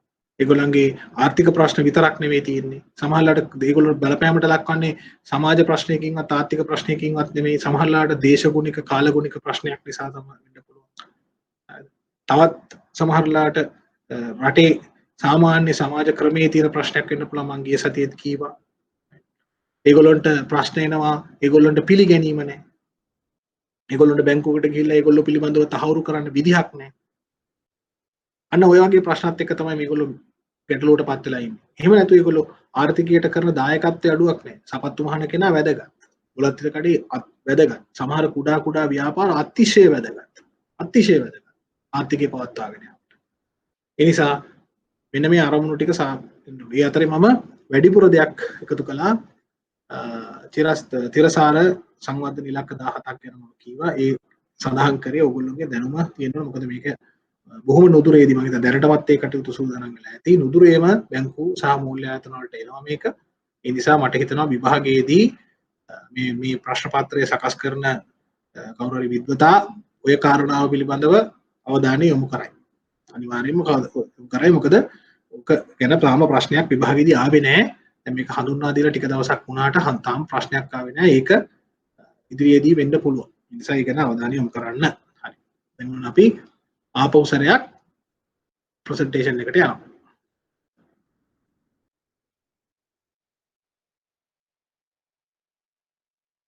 හරි. දැන් ප්‍රසන්ටේෂන් එක පෙන්නන්න ඕන පුතේ. දැන් ශ්‍රී ලංකා මහ බැංකුවේ අර්ථකථනයෙන් තව පොඩ්ඩක් අපි ඉදිරියට ගියාම ශ්‍රී ලංකා මහ බැංකුවේ සුත්‍ර මූල්‍ය අර්ථකථනය යටතේ කියනවා සුත්‍ර මූල්‍ය ලබා දීම මගින් ඉටුවේ මහ බැංකුව අපේක්ෂා කරන අරමුණ වගේක් තියෙනවා. මේක දුන්නහම මෙන්න මේ දේ වෙයි. මොනවද? ආදායම් ජනිත වන ක්‍රියාමාර්ග වැඩි දියුණු වීම. අපි අර මුලින් කතා කරපු කරුණු ටිකම තමයි. මොනවද? ආදායම් වෙන ක්‍රියාමාර්ග වැඩි දියුණු වෙන්න ඕන. ව්‍යාපාර කටයුතු වැඩි වෙන්නට ඕන, අවස්ථාව වැඩි වෙන්නට ඕන කියන අදහසක් මහ බැංකුව අපේක්ෂාවක් තියෙනවා. සහ ව්‍යාප්ත වීම. වැඩි දියුණු වෙනවා විතරක් නෙමෙයි මේ ක්‍රියාමාර්ග මේ ආදායම් වැඩි වෙන ක්‍රමවේද වැඩි වැඩියෙන් ප්‍රදේශවලට යන්නට ඕන. වැඩි වැඩියෙන් යන්නට ඕන කියලා අදහස අපේක්ෂාවක් තියෙනවා. උදාහරණයකට ආදායම් ජනිත වෙන ක්‍රියාමාර්ගයක් විදිහට ලංකාවේ පටන් ගත්ත ඉතාම කුඩා පරිමාණ සංචාරක ලැබුම්හල් නැත්නම් සංචාරක නිවාස පිටරට විදේශික සංචාරකයන්ට සාමාන්‍ය ගෙවල් වල වුණත් පහසුකම් දෙන්න පුළුවන් විදිහේ පහසුකම් වර්ධනය කරන්න කියලා ලංකාවේ සංචාරක සංවර්ධන අධිකාරිය පියවර ගත්තා. ඒකනේ ඒ ක්‍රමය දියුණු කරා විතරක් නෙවෙයි ඒක ප්‍රදේශයෙන් ප්‍රදේශයට ව්‍යාප්ත කරා. ඒකට කියන්නේ හෝම් ස්ටේ කියලා. ඒ සංකල්පය දිගට වැඩි කරගෙන ගියා. දැන් ඒකට මූල්‍ය සැපීමේ ක්‍රමවේදයකුත් සකස් කරමින් ආවා. නමුත් අවාසනාවකට සංචාරක ක්ෂේත්‍රයේ බලපෑමට ලක් වුණා. අන්න අර අපි කලින් කියපු විවිධාංගීකරණය නොමෙතුනහම වෙන්න පුළුවන් ප්‍රශ්නේ. ඒකම පැත්තකට අපි එහෙම ව්‍යාපාරයක් එකම ව්‍යාපාරයකින් නිරත වෙලා හිටපුවම ව්‍යාපාරය හෝ ආර්ථිකයේ මොන වෙනස්කමක් නිසා අපහසුතාවයට ලක් වෙන්න පුළුවන්. හරි. ආදායම් ජනිත වන ක්‍රියාමාර්ග ගැන මම කියනවා. ඊළඟට මහ බැංකුවේ දෙවෙනි අරමුණ කියනවා අඩු ආදායම් ලබන ජනතා කොටස් වල වෙන්න ඕන. අඩු ආදායම් ලබන ජනතා කොටස් වල හැකියාවන් වර්ධනය. මෙන්න මේකට අවධානය දෙන්න. හැකියාවන් වර්ධනය කියන්නේ ඒ අයට නිෂ්පාදනය කරන්න පුළුවන් වෙන එක, සේවාවන් දෙන්න පුළුවන් වෙන එක, දැනුම වැඩි වෙන එක. මෙන්න මේවා තමයි හැකියාවන් වර්ධනය. තමන්ගේ කරගෙන යන කර්මාන්තයට සම්බන්ධ දැනුම සහ හැකියාව වගේම පොදු හැකියාව.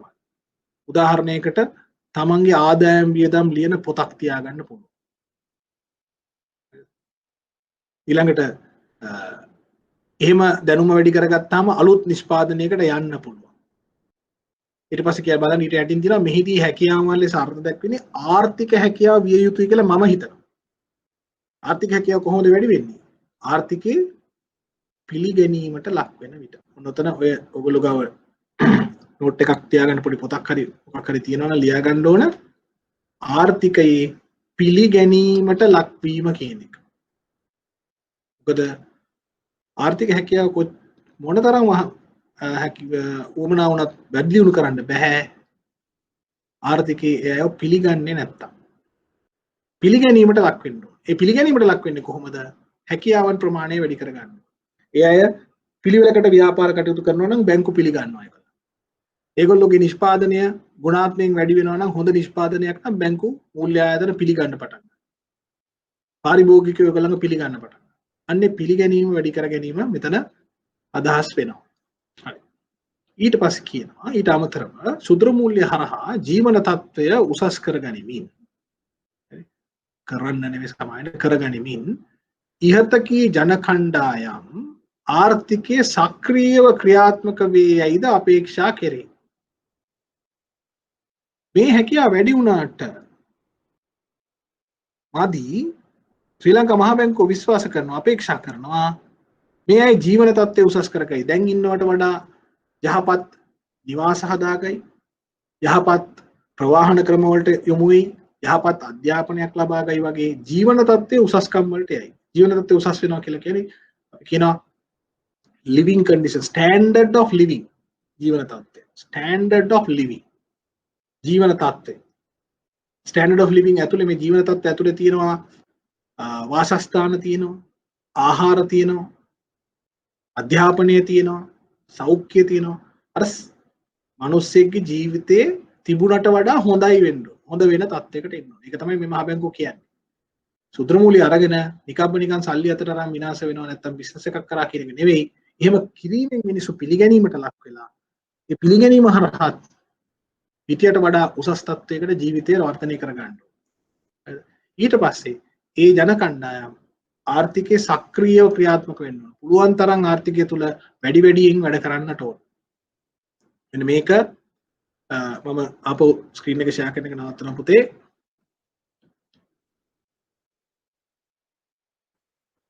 right. මම හිතනවා ඔයගොල්ලන්ට දැන් වීඩියෝ එක තමයි පෙනෙන්නේ කියලා. හරි. right. මොකද්ද මේ ජීවන තත්ත්වය උසස් කරනවා කියන්නේ? standard of living. අපිට ඒක තේරුම් ගන්න ලේසි වෙන්න ඕන අපි දැන් ඉන්න තත්ත්වයක් එක්ක සංසන්දනය කරන්න ඉතාම පහළ දුප්පත් නැත්නම් ආර්ථික හැකියාව අඩු කෙනෙක් ජීවත් වෙන මට්ටමත් එක්ක.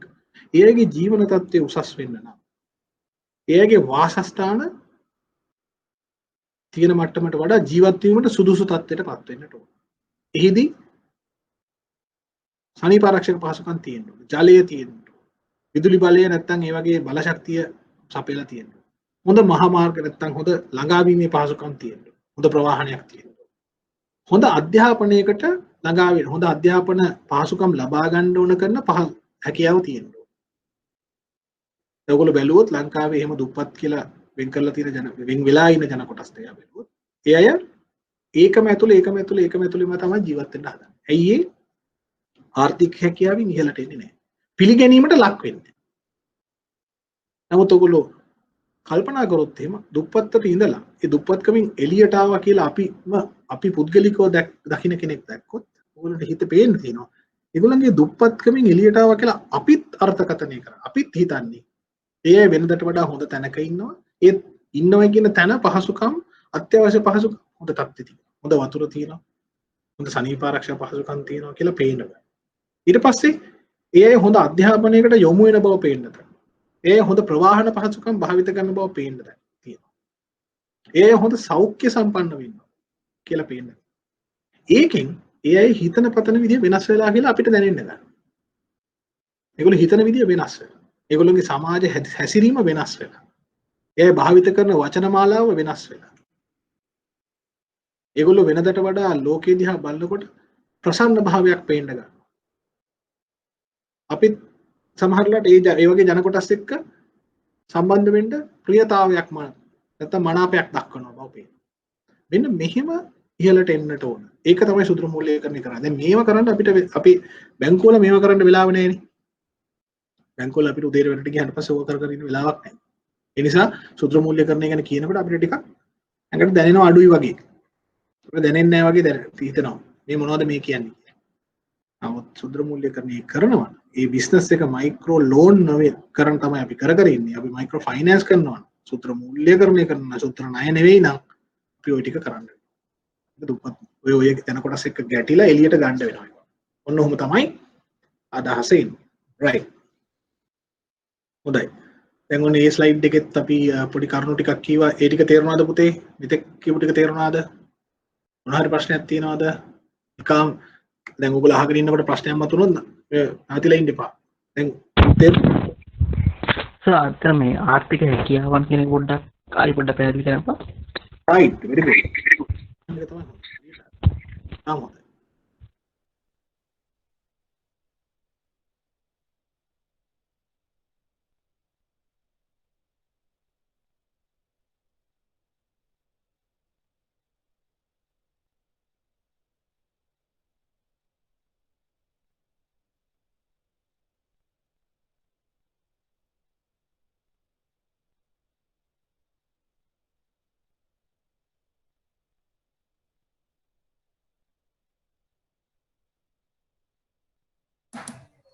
සද්ද නැහැ.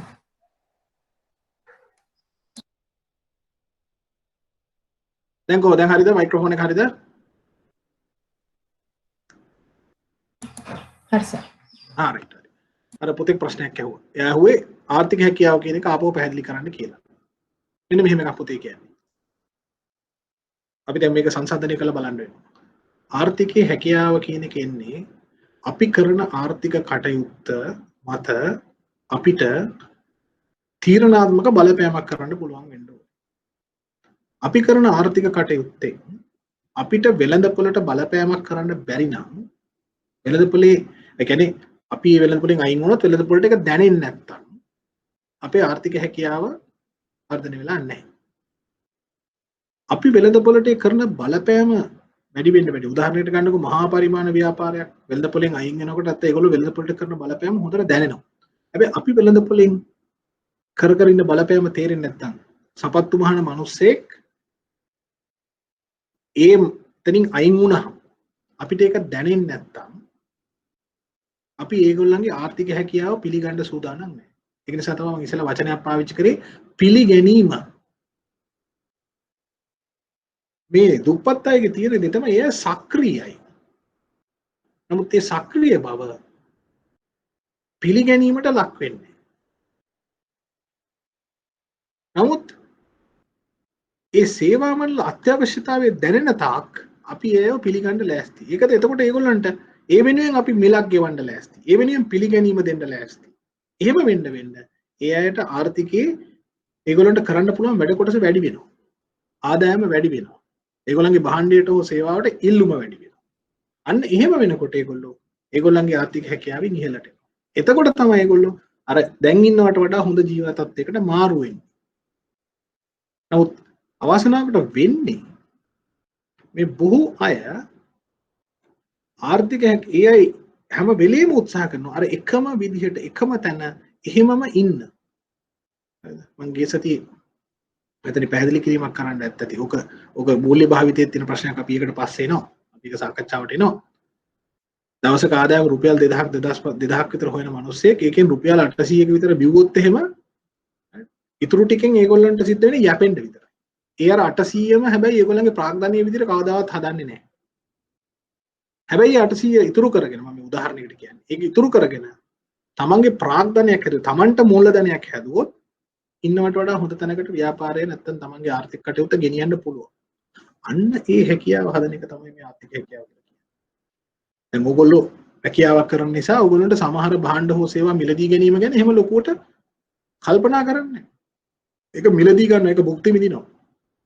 මොකද ඒ හැකියාව මට්ටමට ඉහළට ඇවිල්ලා තියෙනවා. ඒ නිසා ඔයගොල්ලෝගේ හැකියාව මට්ටම නිසා ඔයගොල්ලෝ සුදුසු වාසස්ථාන ගොඩනගලා. සුදුසු ප්‍රවාහන මාධ්‍ය පාවිච්චි කරනවා. දැන් මේ අපි කරනවා වගේ ඒකට අදාළ සුදුසු අධ්‍යාපන නැත්තම් වෘත්තීය සුදුසුකම් වලට යොමු වෙලා තියෙනවා. ඒ විතරක් නෙවෙයි අපි හොඳ සෞඛ්‍ය පහසුකම් ලබා ගන්න. මේක හැමෝටම බෑ. ලෝකේ තියෙනවා Human Development Index කියලා එකක්. මානව සංවර්ධන දර්ශකය කියලා එකක්. ඒකෙන් ලංකාව ලෝකේ සෑහෙන ඉහළ තැනක ඉන්නේ. මම හිතන්නේ ඒකේ දර්ශකයේ 1යි නම් අපි 0.7යි 8යි 5ක විතර ඉහළ තැනක ඉන්නේ. මේ අපි ඉන්න කලාපේ අපිට වඩා ඒ දර්ශකයේ ඉහළ ඉන්න රටවල් අඩුයි. ඉන්දියාව පවා අපිට ගොඩක් පහළ ඉන්නේ. මොකද ඉන්දියාවට ඒක දරා ගන්න බෑ හැම කරන්න බෑ. අපි අපේ රටේ එහෙම පුළුවන්. හැබැයි අපේ රටේ තව ගේන්න පුළුවන්. තව වැඩි කරන්න පුළුවන්. ආර්ථික හැකියාව වැඩි වෙනවා කියලා කියන්නේ ඒකටයි. දැන් ආර්ථික හැකියාව වැඩි වෙන ඒකනේ අපි අපේ වියදම් වල ස්වභාවය වෙනස් කරන්නේ. මම අර පුතාව ප්‍රශ්නේ පැහැදිලි කරා. ආර්ථික හැකියාව වැඩි වෙනකොට තමයි අපේ වියදම් වල ස්වභාවය වෙනස් වෙන්නේ. අපි සමහර භාණ්ඩ භාවිතයෙන් ඉවත් වෙනවා. ඊට වඩා වෙනස් සමහරලාට ගුණාත්මයෙන් වැඩි, සමහරලාට ප්‍රමාණයෙන් වැඩි භාණ්ඩ වලට අපි යොමු වෙනවා. හරි. දැන් ඒකනේ අපි අර නිකම් බොත්තම් වමන පුංචි මේ ජංගම දුරකථන මිලදී ගන්න නැත්තේ. අපි දැන් ඊට වඩා ටිකක් ගුණාත්මයෙන් වැඩි, ප්‍රමාණාත්මකව වැඩි තැනකට ඉහළට ගිහිල්ලා තියෙන්නේ. මොකද අපි අපේ ආර්ථික හැකියාව වැඩි කර ගැනීමෙන් අපි සමහර භාණ්ඩ භාවිතයෙන් අයින් වෙනවා. අපි යනවා ඊට වඩා ඉහළ භාණ්ඩ. ඒකෙන් අපේ ගුණාත්මය, අපේ ජීවිතයේ ගුණාත්මය තවකට උඩට ගන්නවා. අපේ ආර්ථික හැකියාව උඩට එකක් උඩට ගන්නවා. ඒක සමාජයේ පේනවා. පේනකොට පිළිගැනීම වැඩි වෙනවා. අන්න ඔහොම කතාවක් තමයි වෙන්න ඕන. ආර්ථික හැකියාව කියන්නේ පුතේ නිසා තමන්ගේ ජීවන මට්ටම වලට ගන්නවා. අර මං කියපු වාසස්ථාන ප්‍රවාහනය, සෞඛ්‍ය, අධ්‍යාපනය වගේ දේවල් ඉහළට එනවා. වගේම පිළිගැනීමටත් ලක් වෙන එක තමයි ආර්ථික හැකියාව විදිහට අර්ථකථනය කරන්න ඕනේ. ඒ ප්‍රශ්නේ අහපු පුතාට පැහැදිලිද? හරි. very good. හරි. දැන් ඔන්න මම ආපහු ප්‍රසන්ටේෂන් එක ෂෙයා කරනවා.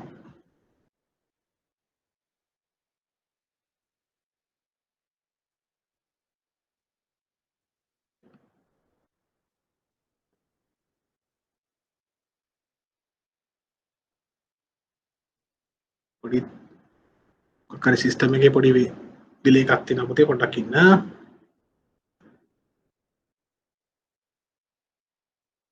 හරි.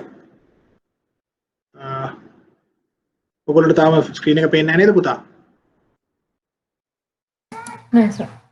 ඒක තමයි. මොකක් හරි මේ පැත්තෙන් තාක්ෂණික අවුලක් එනවා. පොඩ්ඩක් ඉන්න ටෙක්නිකලි මොකක් හරි ප්‍රශ්නයක් කරන පොඩි වේගය අඩුමට අපි හරි සාකච්ඡාව කරගෙන යන් අපි ඒක හරියනකම් ඊට පස්සේ මේ ප්‍රසන්ටේෂන් එකේ තියෙන ඊළඟ කරුණ තමයි පුතේ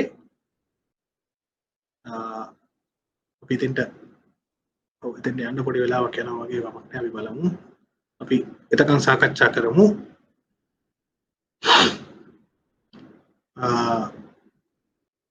ශ්‍රී ලංකා මහ බැංකුව කියනවා ශුද්‍ර මූල්‍ය ක්‍රමයන් ලංකාවේ අවිධිමත් ඒවා තියෙනවා. විධිමත් මේව නෙවෙයි. සීට්ටු උදාහරණයකට සීට්ටු දානවා කියලා කියන්නේ සල්ලි එකතු කරලා අර එක දවසක එක්කෙනෙක් අරන් යන සීට්ටු ක්‍රම තියෙනවා. මේවා ලංකාවේ ජනප්‍රියව තියෙනවා. හැබැයි ඒවා මගින් අර අපි කියන වර්ධනය සිද්ධ වෙන්නේ නැහැ. ඒ නිසා ඒ ගැන ශ්‍රී ලංකා මහ බැංකුව කල්පනා කරනවා. වෙන විදිහට අපේ තාක්ෂණයේ පොඩි ගැටලුවක් එනවා පුතේ. එතකන් මම කරුණු ටික කියාගෙන ඉස්සරහට යනවා මේකේ කියනවා ශ්‍රී ලංකාවේ ශුද්‍ර මූල්‍යකරණයේ ආරම්භය සීට්ටු ක්‍රමය මගින් සිදු වූ බව මහ බැංකුව විශ්වාස කරනවා. නමුත් ඊටත් බොහෝ අතීතයේ පටන් ලංකාවේ මූල්‍ය සැපීම පිළිබඳ සාධක තියෙනවා. ලංකාවේ මූල්‍ය සපයනවා කියන ව්‍යාපාරය ගොඩක් කල් තිබිලා තියෙනවා කියලාත් ඒකේ සඳහන් වෙනවා. මම මේ කියන්නේ ශ්‍රී ලංකා මහ බැංකුවේ වෙබ් අඩවියේ තියෙන තොරතුරු තමයි මම මේ සඳහන් කරන්නේ. ඊට පස්සේ කියනවා ඊට පස්සේ මම කරුණක් විදිහට මම සඳහන් කරනවා මේකේ තාමත් මේ සීට්ටු වගේ ක්‍රම ලංකාවේ පාවිච්චි වෙනවා. මොකද තාමත් නාගරික ප්‍රදේශවල අර්ධ නාගරික ප්‍රදේශවල විතරක් නෙවෙයි ගම්වල ග්‍රාමීයව තවමත් ඔය සීට්ටු වගේ කුඩා පරිමාණ ක්‍රමවේද තාමත් භාවිත වෙනවා. හරි දැන් අපි ප්‍රසන්ටේෂන් එකේ අපි සාකච්ඡා කරගෙන ඉන්න පොඩි තාක්ෂණික දෝෂයක් ආවා අපිට පොඩි විනාඩි කිහිපයක් ගියා ඒක නිවැරදි කරගන්න. මොකද සිස්ටම් එකේ මොකක් හරි ප්‍රශ්නයක් ආවා. හරි අපි ඉස්සරහට යමු. අපි කතා කරමින් හිටියා මෙන්න මේ ශ්‍රී ලංකා මහ බැංකුවේ අපේක්ෂාවන් ගැන. ඒ අපේක්ෂාවන් මොනවද කියන එක ගැන සාකච්ඡා කරලා ඊට පස්සේ අපි කිව්වා මෙන්න මේ සීට්ටු ක්‍රම වගේ දේවල් තාමත් ලංකාවේ ක්‍රියාත්මක වෙනවා කියලා. හරි. මම අපව පොඩ්ඩක් අපිට උඩින් කිව්ව මොකද්ද අරමුණු ටික ගැන කිව්වා දුප්පත්කම ගැන කාන්තාව ගැන ටික කියමින් ඉස්සරහට ඇවිල්ලා තිරසාර පැවැත්ම ගැන අපි සාකච්ඡාවක් කළා. ශ්‍රී ලංකා මහ බැංකුව මොකද හිතන්නේ කියන එක සහ අපේක්ෂා කරන්නේ කියන එක සාකච්ඡාවේ තමයි හිටියේ. හරි. දැන් ඊට පස්සේ අපි ඉදිරියට යනවා. ශ්‍රී ලංකා මහ බැංකුවේ ශුද්‍ර මූල්‍ය අර්ථකථනය ගැන තව ටිකක් සඳහන් කරනකොට කියනවා ශුද්‍ර මූල්‍ය සේවාවන් මගින් දුප්පත් ජන කොටස් වලට දරිද්‍රතාවයට එරෙහිව සටන් කිරීමට සහාය වන බව සහ එම ක්‍රමයන් චිරස්ථායී බව ශ්‍රී ලංකා මහ බැංකුව සඳහන් කරනවා. මොකද කියන්නේ දුප්පත් ජන කොටස් දරිද්‍රතාවයට එරෙහිව සටන් කිරීමට නැත්නම් දුප්පත්කමින් එළියට එන්න සහාය වෙනවා. සහ ඒවා දීර්ඝකාලීනව පවතින ක්‍රම බව කියනවා. ශුද්‍ර මූල්‍ය තුරන් කිරීමට ශුද්‍ර මූල්‍යය දුප්පත්කම තුරන් කිරීමට eradication of poverty දුප්පත්කම තුරන් කරනකොට කියන්නේ eradication of poverty ඇති බලවත්ම මෙවලමක් දුප්පත්කම නැති කරන්න පාවිච්චි කරන්න පුළුවන් ඉතාම වැදගත් ක්‍රමවේදයක් විදිහට ශ්‍රී ලංකා මහ බැංකුව දකිනවා. ඒ නිසා බොහෝ ජනතාව කොටස් විධිමත් මූල්‍ය සේවා කරා එළඹීමට නොහැකියකම නිසා දරිද්‍රතාවයේ තුලම පීඩා විඳින බව. මූල්‍ය සේවා වෙත ළඟා වීමට පහසුකම් වර්ධනය කිරීම අඩු ආදායම් ලබන්නන් ආර්ථිකයට දායක කර ගැනීමට පිටුවහලක් බවද මහ බැංකුව කියනවා. මොකද කියන්නේ මේගොල්ලෝ දුප්පත්කමේ ඉන්න හේතුව තමයි මේගොල්ලන්ට සේවාවන් නැතිකම. හැබැයි එහෙම සේවාවන් දුන්නොත් ඒගොල්ලන්ට අර ඉස්සලා පුතේ ප්‍රශ්නයක් ඇහුවා මම ඒ ප්‍රශ්නෙට උත්තරේ දුන්නද කියලා මම ආපහු චෙක් කරනවා. ඉස්සලා පුතේ ප්‍රශ්නයක් ඇහුවා ඒ ප්‍රශ්නෙට උත්තරේ ලැබුණා නේද? මම එතන සාකච්ඡා කරනකොට ඔව් කවුද ශානක තමයි මට කිව්වේ පුතා ශානක ප්‍රශ්නෙට උත්තරේ ලැබුණා කියලා මම හිතනවා. අන්න ඒ කියන ආර්ථික තත්ත්වයට ළඟා වෙන්න පුළුවන් කියලා. එසේ දරිද්‍රතාවයට එරෙහිව සටන් කිරීමෙන් වත්කම් වර්ධනය වෙනවා, ආදායම් වර්ධනය වෙනවා. වැදගත්ම එක තමයි ආර්ථික ආතති තත්ත්වයන් මගින් වන හානි අවම කර ගැනීම සිදු වෙනවා. මොකද්ද මේ ආර්ථික වත්කම් වෙන ආර්ථික ආතති තත්ත්ව කියන්නේ මොනවද කියලා සාකච්ඡා කරන්න ඕන. දැන් පුතාලට මොකද්ද පේන්නේ මේ වීඩියෝ ස්ක්‍රීන් එකද?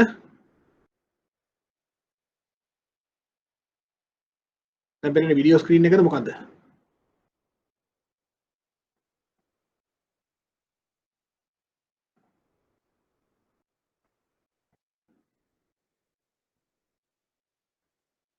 පැහැදිලි කරන්න කෝ උත්තරයක් දෙන්න. ඔයාලට දැන් පේන්නේ මගේ වීඩියෝ ස්ක්‍රීන් එකද නැත්නම් ප්‍රසන්ටේෂන් එකද?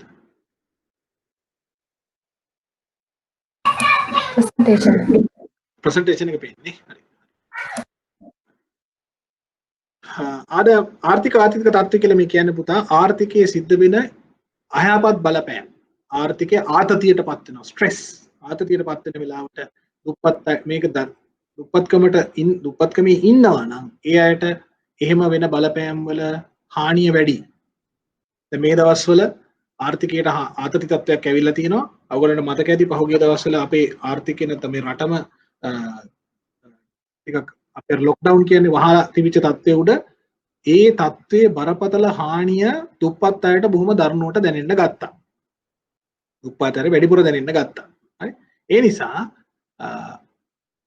ශ්‍රී ලංකා මහ බැංකුව විශ්වාස කරනවා සුදුර මූල්‍ය සැපීම හරහා ඒ ආතති තත්ත්වයන් වෙන හානියද අවම කරගන්න පුළුවන් වෙයි කියලා.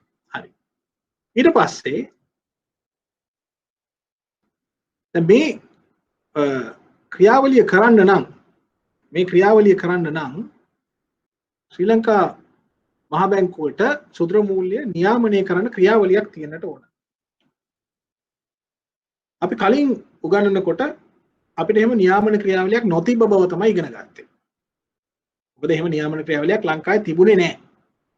හැබැයි 2016 දී ශ්‍රී ලංකාවේ ඒවකට පැවතිච්ච රජය සුදුර මූල්‍ය සම්පූර්ණ විදුර මූල්‍ය ව්‍යාපාරයේම නියාමනය කරන්න ඒ පිළිබඳ තීන්දුව తీරන ගන්න අවශ්‍ය කරන විදිහට නීතිමය රෙගුලාසි නීතිමය ක්‍රියාවලියකට එළඹුණා.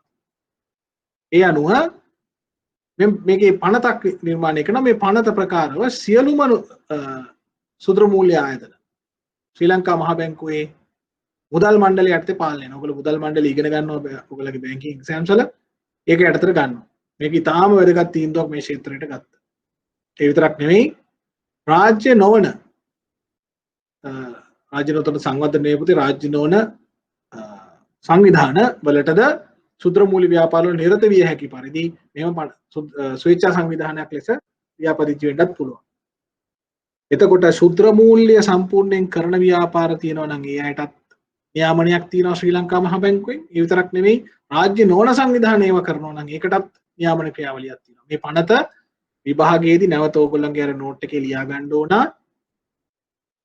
මේක විභාගයේදී සුදුර මූල්‍ය පනතේ වැදගත් කරුණු විමසනවා. ඒ නිසා ඒ පනතේ සිංහල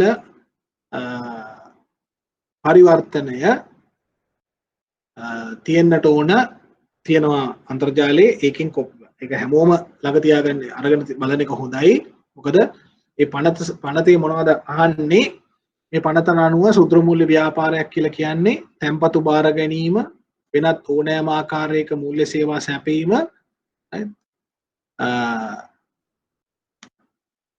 මූල්‍ය ඉහත කාර්යතාවයන් දෙකම කරන ව්‍යාපාර මේ ගණයට දාලා ශ්‍රී ලංකා මහ බැංකුව නිර්වචනයක් ඉදිරිපත් කරලා තියෙනවා. ඒ නිර්වචනයට ඔයගොල්ලන්ට මේක හරියටම දැනගන්න පුළුවන් ශ්‍රී ලංකා මහ බැංකුවේ වෙබ් අඩවියට ගිහිල්ලා ඒක සිංහල භාෂාවට මාරු කරලා ඊට පස්සේ සුදුර මූල්‍ය කියන මාතෘකාව යටතේ ගිහින් බැලුවා නම් මේ කියන කරුණු ටික ඉතාම ලස්සනට පැහැදිලි කරලා තියෙනවා.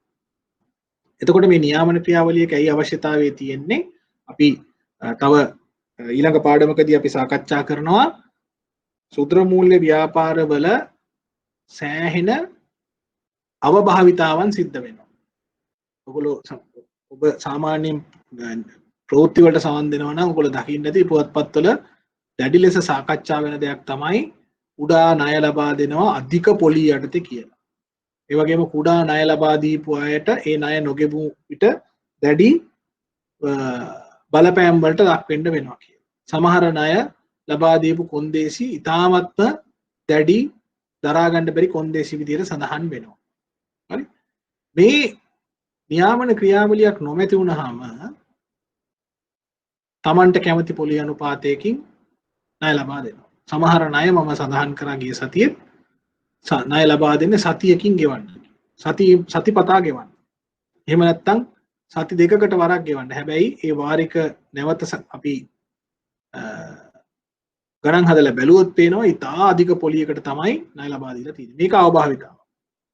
ඊළඟට මේ ණය ලබා දීපු අයගේ ණය අය කර ගැනීමේදී පාවිච්චි කරන ක්‍රමවේද ගැන විශාල පැමිණිලි ප්‍රමාණයක් තියෙනවා. මේ නිසා සමහර වෙලාවට මේක ලංකාවේ සෑහෙන බරපතල විදිහට ක්‍රියාත්මක වෙනවා. ඉන්දියාව වගේ රටක ගත්තොත් ඒක කොච්චර බරපතලද කියලා කියනවා නම් ශුද්‍ර මූල්‍ය ලබාගත් අය ඒවා ආපසු ගෙවා ගැනීමේ කොන්දේසි වල තියෙන දැඩි බව නිසා සහ ඒවා ආපසු ගෙවා ගන්න තියෙන නොහැකියාව නිසා සියදිවි හානි කර ගන්න තත්ත්වයකට වගේ තත්ත්වවලට පවා යන සිදුවීම් සිදු වෙලා තියෙනවා. මේ තත්ත්වය ශ්‍රී ලංකාවේ ඇතිවේ කියන බියක් තිබුණා. ඒ අනුව ඒවකට තිබිච්ච රජය තීන්දුව කරනවා මේ අසාධාරණ විදිහට අධික පොලී ගැනීම දැඩි කොන්දේසි යටතේ ණය ලබා දීම නියාමනය වෙන්නට ඕන. ඒ සඳහා නිශ්චිත ක්‍රියාවලියක් හඳුන්වා දෙන්නට ඕන කියලා. ඒ නිසාවෙන් සමහරවිට මගේ වැරදි ස්ලයිඩ් එක දාලා තිබුණේ. හරි. ඒ නිසාවෙන් මේ සදාචාරාත්මක නැති නැත්නම් අගතිගාමී හා සදාචාරාත්මක නොවන භාවිතාවන් නිසා ශුද්‍ර මූල්‍ය අත්‍යවශ්‍ය වන ජනතා කොටස් නිරන්තරයෙන් රැවටීමට හා අවදානමට ලක් වන බැවින් ශක්තිමත් නියාමන ක්‍රියාවලියක අවශ්‍යතාවය මහ බැංකුව අවධානය කරන මේ වචන වලින්ම තමයි ශ්‍රී ලංකා මහ බැංකුව මේක සඳහන් කරන්නේ. මොනවද? අගතිගාමී ක්‍රමවේද තියෙනවා. අනිත් අයට අගතියක් කරන අරමුණ. සදාචාරාත්මක නැහැ. පිළිගැනීමට ලක් වෙන්න බැරි ක්‍රම තියෙනවා. ඒක නිසා මේ ශුද්‍ර මූල්‍ය අත්‍යවශ්‍ය ජනතා කොටස් රැවටෙනවා. එහෙම නැත්නම් අවදානමට ලක් වෙනවා. රැවටීම කියන කාරණාව වචන ඒ විදිහටම සඳහන් වෙනවා. අවදානමට ලක් වෙනවා කියලා සඳහන් කරනවා. මේ උදෙසා වැඩි අවුරුද්දක 10කට වැඩි කාලයක් දශකයකට කාලයක් වැඩි කාලයක් උත්සාහ කිරීමෙන් පස්සේ 2016 ජූලි මාසේ 15 වෙනිදා නව නීති පද්ධතියක් ගේනවා. ඒක තමයි 2016 අංක 6 දරන ශුද්‍ර මූල්‍ය පනත. මේ පනත මම නැවත කියනවා පුතේ 2016 අංක 6 දරන ශුද්‍ර මූල්‍ය පනත. මේ පනතේ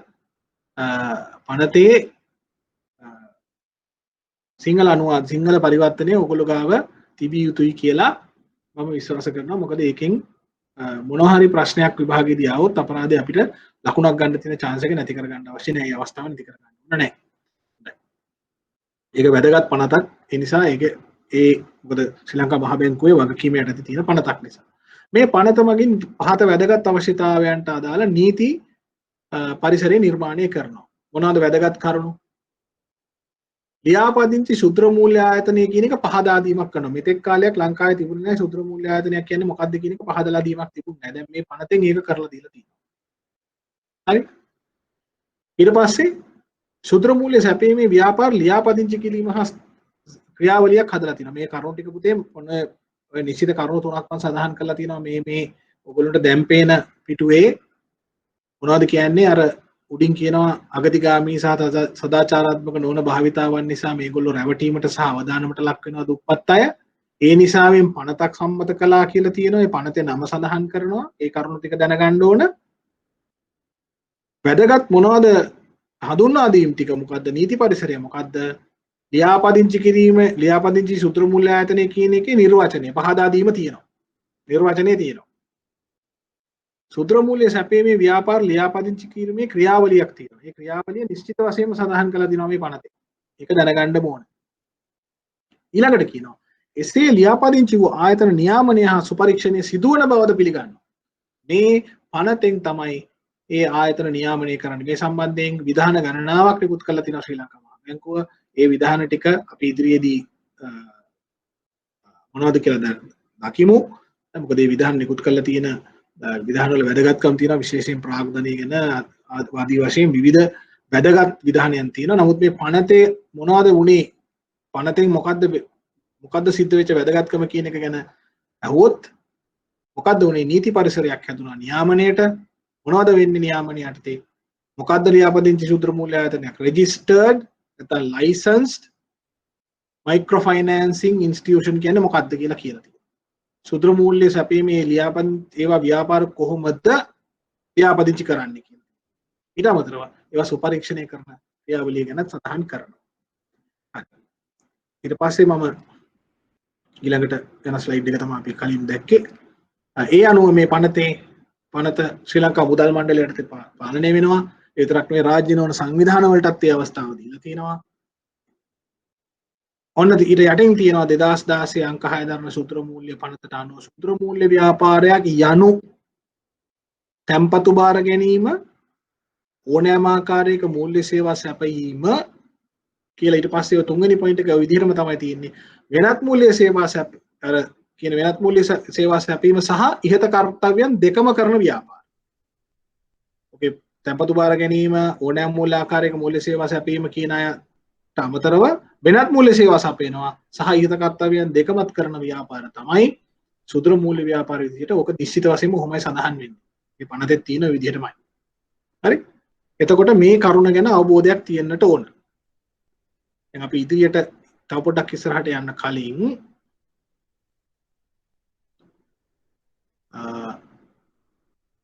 හරි දැන් ඔන්න අපි ආපහු වීඩියෝ එකට ආවා. දැන් මට පුතේ සඳහන් කරන්න දැන් අද අපි සාකච්ඡා කරගෙන ඉන්නේ ඉස්සරහට අපි එදා සාකච්ඡා කරේ හඳුන්වා දීම ඊට පස්සේ මොනවද මේ සූත්‍ර මූල්‍ය කියන්නේ ඇයි මෙහෙම වෙන්නේ කියලා. දැන් අද අපි සාකච්ඡාවට ආවා මේකේ අරමුණු කියන්නේ. මේ අරමුණු වල අපි දැක්ක පොදුවේ සාකච්ඡා කරන කරුණු ප්‍රමාණයක් කියනවා. උපත්කම ගැන කියනවා, කාන්තාව සහ සමාජ කොටස් ගැන කියනවා, අවදානමට ලක් වෙන එක ගැන කියනවා, ඒගොල්ලන්ගේ ආදායම් මාර්ග ගැන කියනවා, විවිධාංගීකරණය ගැන කියනවා. මේ විදිහට අපි සාකච්ඡාවක් කරගෙන ආවා.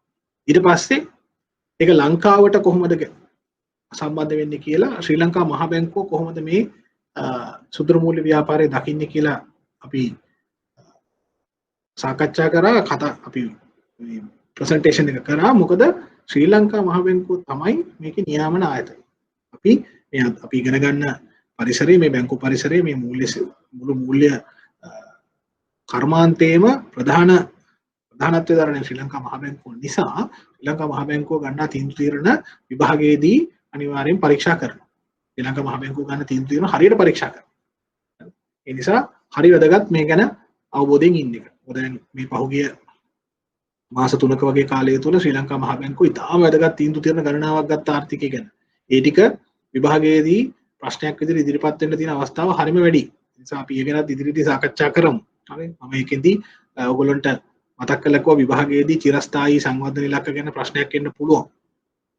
Sustainable Development Goals චිරස්ථායී සංවර්ධන ඉලක්ක ගැන ප්‍රශ්නයක් එන්න පුළුවන්. මම නැවතත් කියනවා. හරිද? මම ඒක chat box එකේ type කරලා එවන්නම්.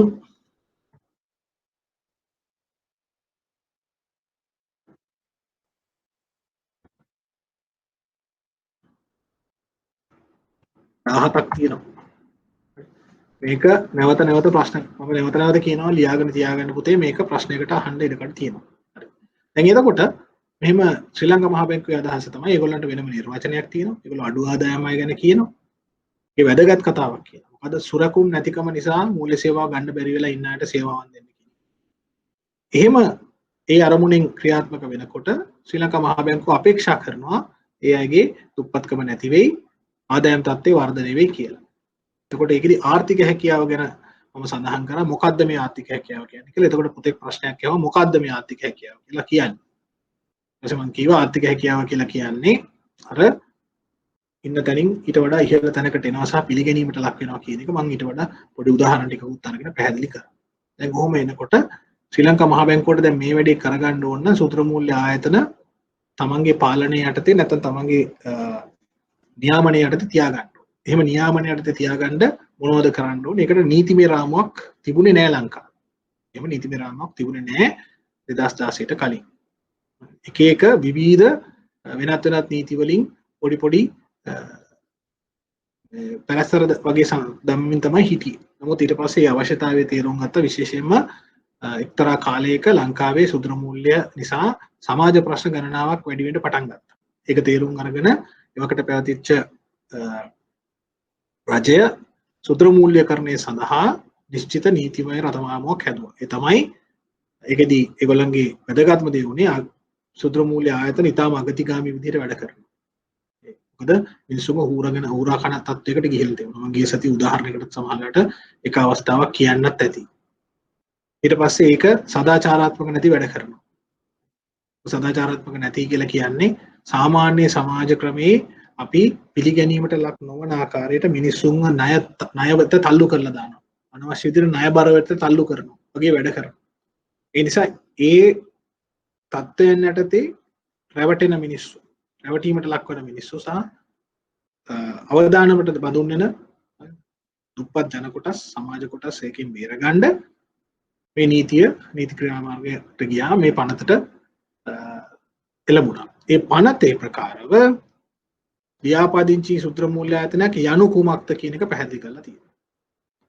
සුත්‍ර මූල්‍ය ආයතනයක ව්‍යාපාදින්චි කිරීමේ ක්‍රියාවලිය මොකක්ද කියන එක පැහැදිලි කරලා තියෙනවා. මේ ක්‍රියාවලිය යටතේ තමයි රාජ්‍ය නොවන සංවිධානයකට වුවත් සුත්‍ර මූල්‍ය බිස්නස් එකේ ඉන්න පුළුවන්. සුත්‍ර මූල්‍ය ක්‍රියාවලියේ ඉන්න පුළුවන්. ඒතකොට සුත්‍ර මූල්‍ය කියන එක නිශ්චිත වෙනමම ක්‍රියාවලියක ඉන්නවා. ඊට පස්සේ ඒකේ තව තුන්වෙනි කාරණාවක් තිබුණා. ඒ තමයි එම ආයතන නිශ්චිතව සුපරීක්ෂණයට ලක් වෙනවා කියන එක.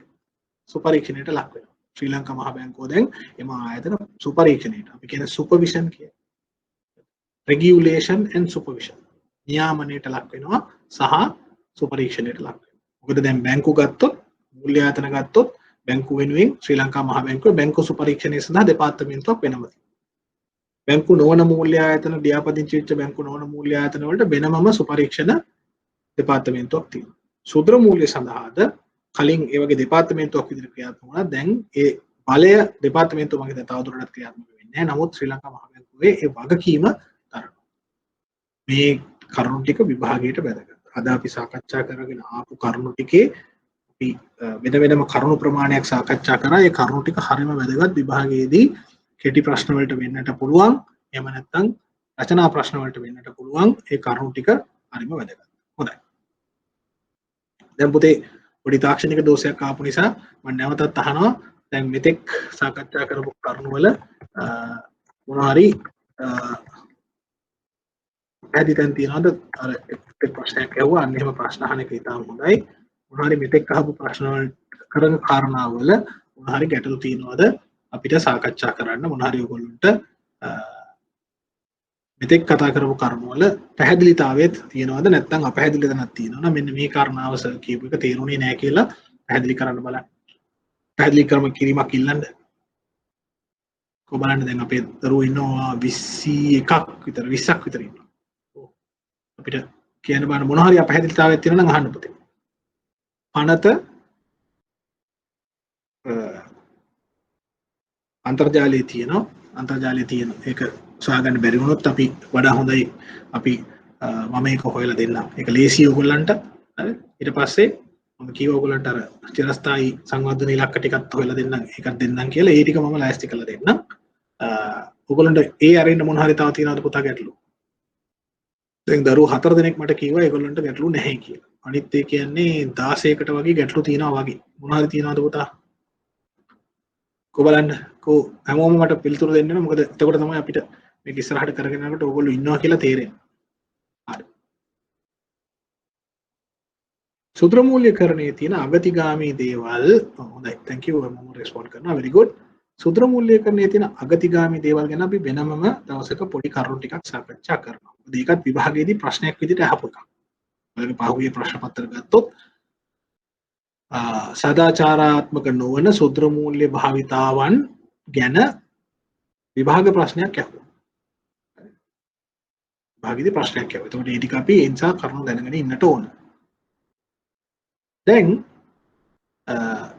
මම බලවත් මේක ෂෙයා කරන්න. හරි මම හිතනවා දැන් පුතාලට පේන්නේ මගේ ප්‍රසන්ටේෂන් එක වෙන්නට ඕන.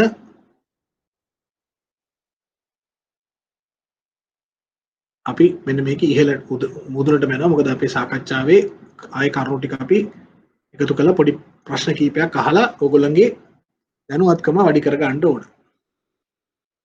අපි මොකද්ද කිව්වේ සංවර්ධන අරමුණු වලට ළඟා වෙන්න අවම ප්‍රමාණ වලින් සේවා සපයලා තියෙන අයට සේවා සැපීම කියලා කියනකොට ඒ සංවර්ධන අරමුණු වල මොනවද තියෙන්නේ?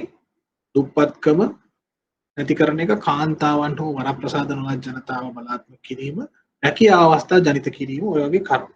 දැන් මම මේක ෂෙයා කරන එක නවත්තලා ඔයගොල්ලන්ගෙන් ප්‍රශ්නයක් අහනවා. දැන් මම හිතන්නේ පුතාලට ප්‍රසන්ටේෂන් එක පේන්නේ. මේ මගේ වීඩියෝ එක පේන්නේ. මම ප්‍රශ්නයක් අහනවා. මට ඒකට උත්තර තමන්ගේ chat box එකේ type කරන්න ඕන. භාගයේදී ප්‍රශ්නයක් ආවොත් සූත්‍ර මූල්‍ය ක්ෂේත්‍රයේ ක්‍රියාත්මක වෙන සූත්‍ර මූල්‍ය ක්ෂේත්‍රයේ ක්‍රියාත්මක වෙන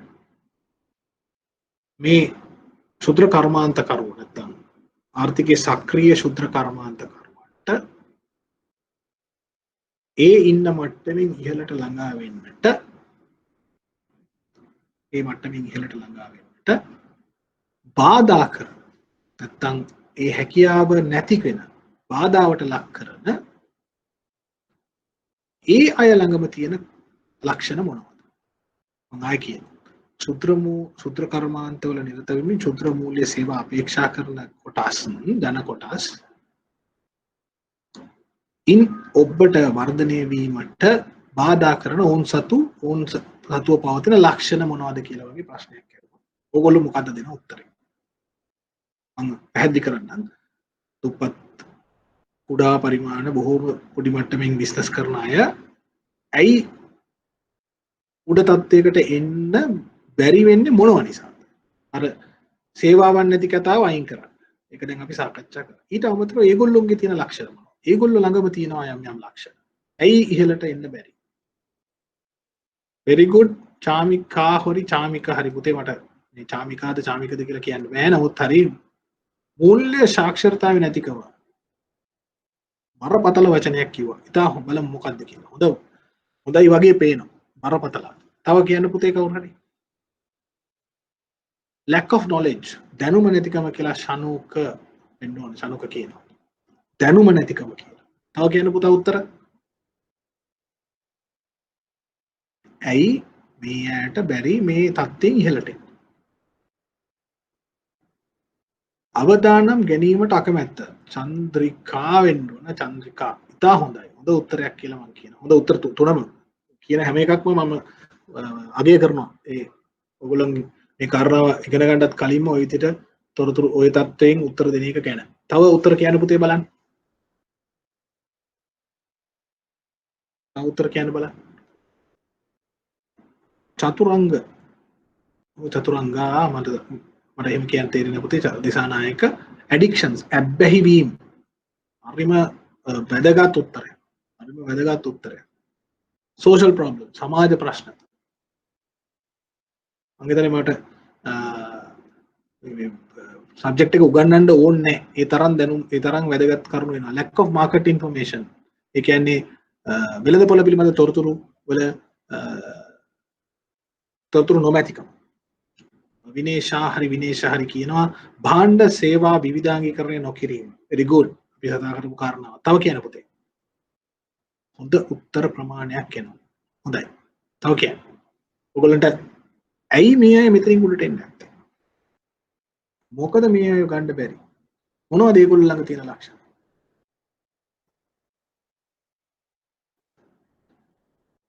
කියනවා ඵලදායීතාවයක් නොමැති වීම. productivity නැතිකම කියලා.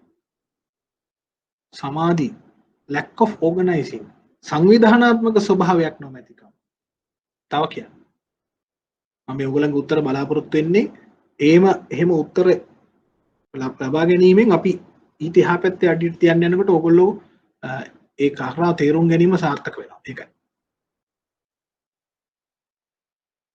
ඔව්. තව කවුද පුතේ උත්තර කියන්නේ? මට උත්තර ආවා. මෙතන උත්තර 1 2 3 4 5 6 7 8 9ක් උත්තර ලැබුණා. ශනුක නැවත කියනවා කාන්තා නියෝජනය අඩුවීම. කාන්තා නියෝජනය අඩුවීම කියලාද පුතේ දකින්නේ? ඒ කියන්නේ ඔයා හිතනවා කාන්තා නියෝජනය වැඩි වීම ඒ අයට ඔය කියන මට්ටමින් ඉහළට එන්න බලපායි කියලා වාගේ තර්කයේ තියෙනවා. කාන්තා නියෝජනය දැනට අඩුවීම ඒගොල්ලන්ට හේතුවක් විදිහට ඔයා දකිනවා. right? තව කරුණු සඳහන් කරන්න.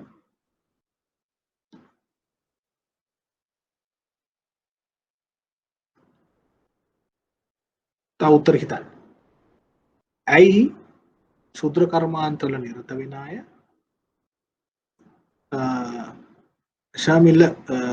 ශාමිලා වෙන්න ඇති පුතේ ශාමිලා හරි කාන්තාවන්ට අවස්ථාව නොලැබීම කියලා ශනුකගේ හරි ශනුක ඒ කාරණාවට ප්‍රතිවිරුද්ධ කාරණාව කියනවා. right. උත්තර 10ක් 12ක් විතර ආවා. ඉතින් හොඳයි. ශුද්‍ර කර්මාන්තවල ඉන්න අය අපි කීවා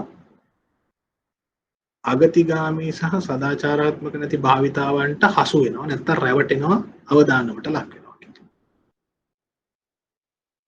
ඒ අයට එහෙම අවදානමට ලක් වෙනවා කියලා කියන්නේ යම් කිසි කෙනෙක් බලහත්කාරයෙන් ඒ අයව එතෙන්ට තල්ලු කරනවා. රැවටීමට ලක් වෙනවා කියලා කියන්නේ යම් කිසි කෙනෙක් විසින් ඉදිරිපත් කරන කාරණාව පිළිබඳව එය නිවැරදිවම අවබෝධ කරගැනීම නොගැනීමේ නිසා මතුවෙන තත්ත්වයක්. රැවටෙනවා කියලා කියන්නේ පෙන්වන දේ ගැන හරි අවබෝධයක් නැති වෙනවා. අවදානමට ලක් වෙනවා කියලා කියන්නේ යම් කිසි කෙනෙක් කරපු දෙයක් නිසා පීඩාවටපත් වෙන එක. පීඩාවකට ලක්. ශුද්‍ර මූල්‍ය ක්ෂේත්‍රය මේ ශුද්‍ර කර්මාන්ත කරුවන්ගේ ඔයගොල්ලන්ගේ උත්තරවල ඒක නිවැරදිව සාකච්ඡා කරනවා. මම පළවෙනි උත්තරෙට ඒකයි ටිකක් බරපතල වචනයක් කියලා මම කියවට ඔය හරියටම හරිය කියපු කාරණාව කවුද? චාමික ගුණවර්ධන වෙන්න ඇති. චාමිකා හරි මූල්‍ය සාක්ෂරතාවයේ නොමැතිකම නැතිකම කියන එක මගේ ප්‍රශ්නේ ඒ වචනේ දැම්ම අත්තර අල්ලන්නේ නැතුව තියාගෙන ඉන්න. මොකද ඒක ටිකක් ඔය සාකච්ඡා කරන බරපතල වචනයක්. අපි ඒක හරියටම තේරුම් ගන්න ඕන. හොඳ උත්තරයක්. ඉතාම හොඳ උත්තරයක්. මේ ජන කොටස් වල තියෙන මේ කොටස් වල තියෙන දේ තමයි සමාජීය වශයෙන් ඒගොල්ලෝ පල්ලෙහැ හිතීම නිසාම ඔයගොල්ලෝ කියපු ප්‍රශ්නත් එක්ක ආකල්පමය වශයෙන් පුළුල් වෙන්න තියෙන නොකැමැත්තක් තියෙනවා. ඒ නොකැමැත්ත එන්නේ එක්කෝ පීඩාවටපත් වීම නිසා. තමන් පීඩාවටපත් වෙනවා. ඒ නිසා ආකල්ප වශයෙන් එළියට එන්න ලෑස්ති නැහැ. දෙවෙනි එක තමයි අවදානමට අගතියටපත් වෙන නිසා ඒ අය මේ සමාජ ක්‍රමයෙන් ගැලවිලා යන්නට නොකැමැත්තක් තියෙනවා. මේ සමාජ ක්‍රමය තුළ වුන් හරි පහසුවෙන් ඉන්නවා කියන අදහසකින් ඉන්නවා. ඔගොල්ලෝ ඒ දුප්පත් කොටස් එක්ක කටයුතු කරනකොට ඔක අවබෝධ කරගන්න පුළුවන් වෙනවා. ඒ තමයි තමන් ඉන්න මේ දැනට දරිද්‍රතාවයේ තියෙන අපහසුතා තියෙන වෙනත් බොහොම රළු මට්ටමේ තියෙන ව්‍යාපාරත් එක්ක ගැටෙන අයගේ අදහසක් තියෙනවා. අපි මේක තුලම රැඳී සිටිය යුතුයි. මොකද අපි ආකල්ප හදාගෙන නැහැ මේකෙන් එළියට එන්න පුළුවන් කියලා. ඔයගොල්ලෝ ඒක තමයි කියන්නේ. ඒකට බලපාන්නේ මොනවද? එකම සමාජ ක්‍රමයක් තුල මේ රාමුවක් තුල ඉඳීම නිසා අපි එතනින් එළියට එන්න ඕන කරන තරම් ඔයගොල්ලෝ හරියටම කියලා තිබ්බා දැනුම රැස් කරලා නැහැ. දැනුම රැස් කරලා නැහැ. ඊළඟට මේ ක්ෂේත්‍රය තුල කුඩා නිෂ්පාදන එහෙම නැත්නම් බොහෝ විට ගුණාත්මයෙන් පහළ නිෂ්පාදන වගේම ප්‍රමාණයක් වැඩි ප්‍රමාණයක් නිෂ්පාදනය කරන්නත් බැරිකම නිසා හැම වෙලාවෙම මේ අයගේ අදහසක් තියෙනවා මම භාණ්ඩය ඕ සේවාව විකිණීමෙන් මට හැකි අවස්ථාවේදී හැකි විට මට දැහැ ගන්නට පුළුවන් නැත්නම් ළඟා කර ගන්න පුළුවන් මට ලබා ගන්න පුළුවන් ලාභයට තල්ලු වෙන්නට ඕන කියන අදහසක් තියෙනවා. මේක තුලම මේ අය ඉන්නවා. ඒ නිසාවෙන් අර ඔයගොල්ලෝ දකින්න දැනුම නැහැ ආකල්ප නැහැ. ඒ ආකල්ප විසින්ම මැඩගෙන ඉන්නවා. ඒ නිසා නව්‍යතාවය දකින්නේ නැහැ. භාණ්ඩ සේවා නිෂ්පාදනයේදී නැත්නම් ආර්ථික වශයෙන් නව්‍යතාවයට ලක් විය යුතුයි කියලා අදහස් කරන්නේ නැහැ. එතකොට ඔයගොල්ලෝ කියන මම මේ කියන කරුණු තමයි චාමිකගේ උත්තරය ඇතුලේ තියෙන්නේ. ඔය උත්තරය තමයි මම මේ විධාරණය කරලා පෙන්නන්නේ. අවදානම් ගන්නේ නැහැ කියන්නේත් ඒකම තමයි. ඒ අය තුල ආර්ථික වශයෙන් සක්‍රියකම තියෙනවා. ව්‍යවසායකත්වයේ කියන එක තියෙන්නේ අඩුයි. ව්‍යවසායකත්වයේ තියෙන අඩුයි. ඒ නිසා අර කියන කාරණාව හරි අවදානම් ගන්න පෙළඹෙන්නේ නැහැ. මේ ජන කොටස තුලම ඉන්න ඕන. මේ ජන කොටසෙන් එළියට එන්න හොඳ නැහැ.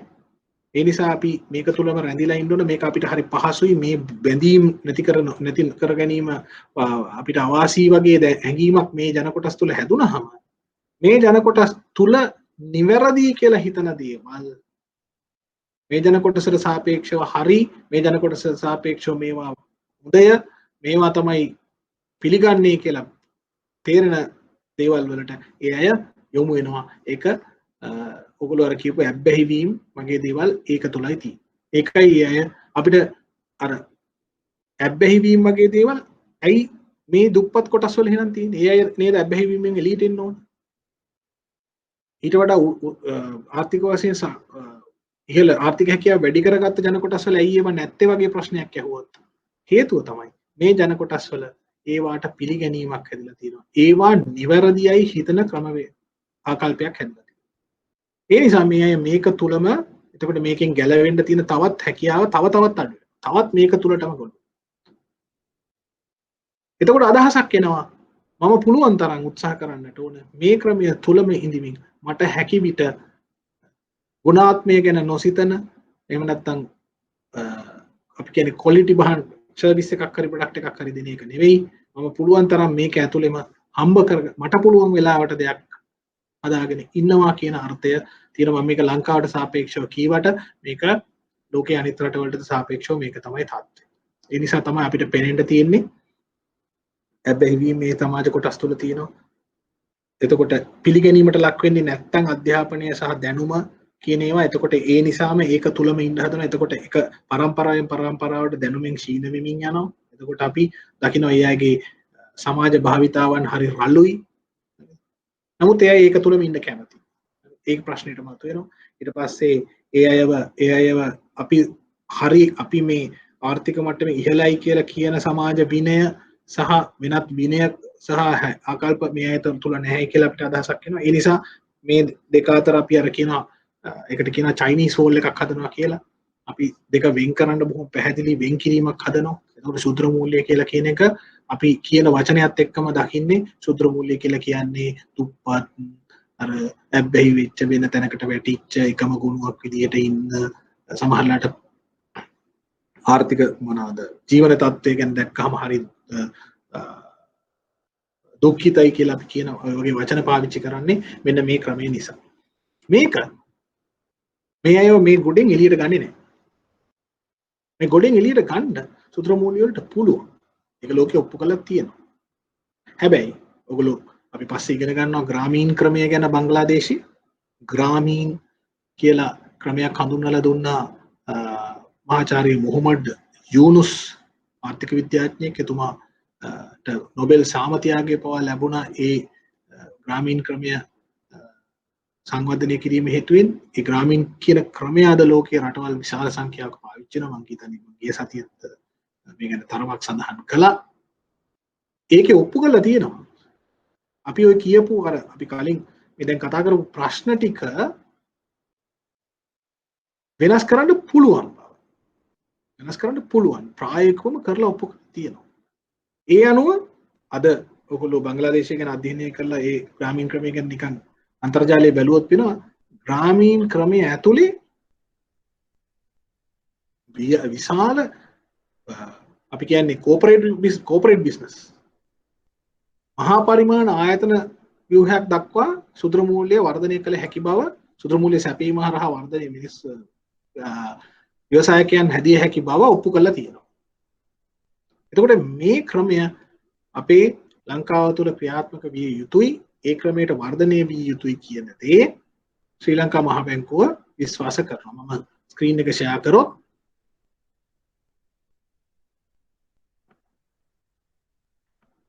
මෙන්න මෙතන මේ අපි කතා කරමින් ආපු කාරණා ශ්‍රී ලංකා මහ බැංකුවේ අපේක්ෂාවන් කියන තැන බලන්න. මම මේ දැන් ඕගොල්ලන්ට ෂෙයා කරන ස්ලයිඩ් එකේ පේනවා සුදුරු මූල්‍ය ලබා දීම මගින් ඉටුවේ අපේක්ෂා කරනවා මහ බැංකුව. මේක මේ විදිහටම ශ්‍රී ලංකා මහ බැංකුවේ වෙබ් අඩවිය සඳහන් කරනවා.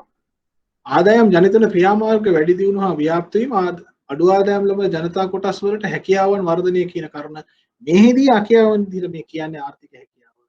ඒ ඊට අමතරව සුදුරු මූල්‍ය හරහා ජීවන තත්ත්වය උසස් කරගැනීමෙන් ඉහතකී ජන කණ්ඩායම ආර්ථිකයේ සක්‍රිය ක්‍රියාත්මක වේ කියන මෙන්න මේ අදහසෙන් තමයි ශ්‍රී ලංකා මහ බැංකුව ක්‍රියාත්මක වෙන්නේ.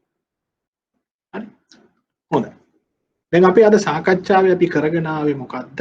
අපි ගිය සතියේ සූත්‍ර මූල්‍යයට හඳුන්වා දීමක් කළා. මේ හඳුන්වා දීමේදී අපි පැහැදිලි කරගත්තා සූත්‍ර මූල්‍ය කියන්නේ සූත්‍ර ණය නෙවෙයි කියන එක තමයි අපි දිගින් දිගටම කිව්වේ. ඒක ඊට වඩා පුළුල්ය කියලා කිව්වා. ඒ අනුව අපි කොහාටද සූත්‍ර මූල්‍ය කියන කාරණාව දැනුවත් විය යුත්තේ කියන එක ගැන හොඳ අදහසක් ගිය සතියේ අපි පැය දෙකක් සාකච්ඡා කළා. අද අපි සාකච්ඡාවේ ඊළඟ පියවරට ආවා. ඒ තමයි දැන් මෙහෙම ශුද්‍ර මූල්‍ය කියන එක ව්‍යාපාරයක් නම් මොකක්ද ඒකේ අරමුණ? මොකද විභාගයේදී නිශ්චිතව ඒක විෂය කරුණක් විදිහට ඕගොල්ලන්ව පරීක්ෂා කළා. අවස්ථා කීපයකදී. තවදුරටත් පරීක්ෂා කරන්නත් ඉඩ තියෙනවා. මොකද ශුද්‍ර මූල්‍ය කියන එක අද ශ්‍රී ලංකා මහා බැංකුවේ නිශ්චිත වැඩපිළිවෙලක් විදිහට ක්‍රියාත්මක වෙන එකක් නිසා. අපි ඒ පිළිබඳව අද අපේ ප්‍රසන්ටේෂන් එකට අපේ කතාවට ඒක ගත්තා. අපි කොහොමද විද්වත් අය සඳහන් කරලා තියෙන්නේ?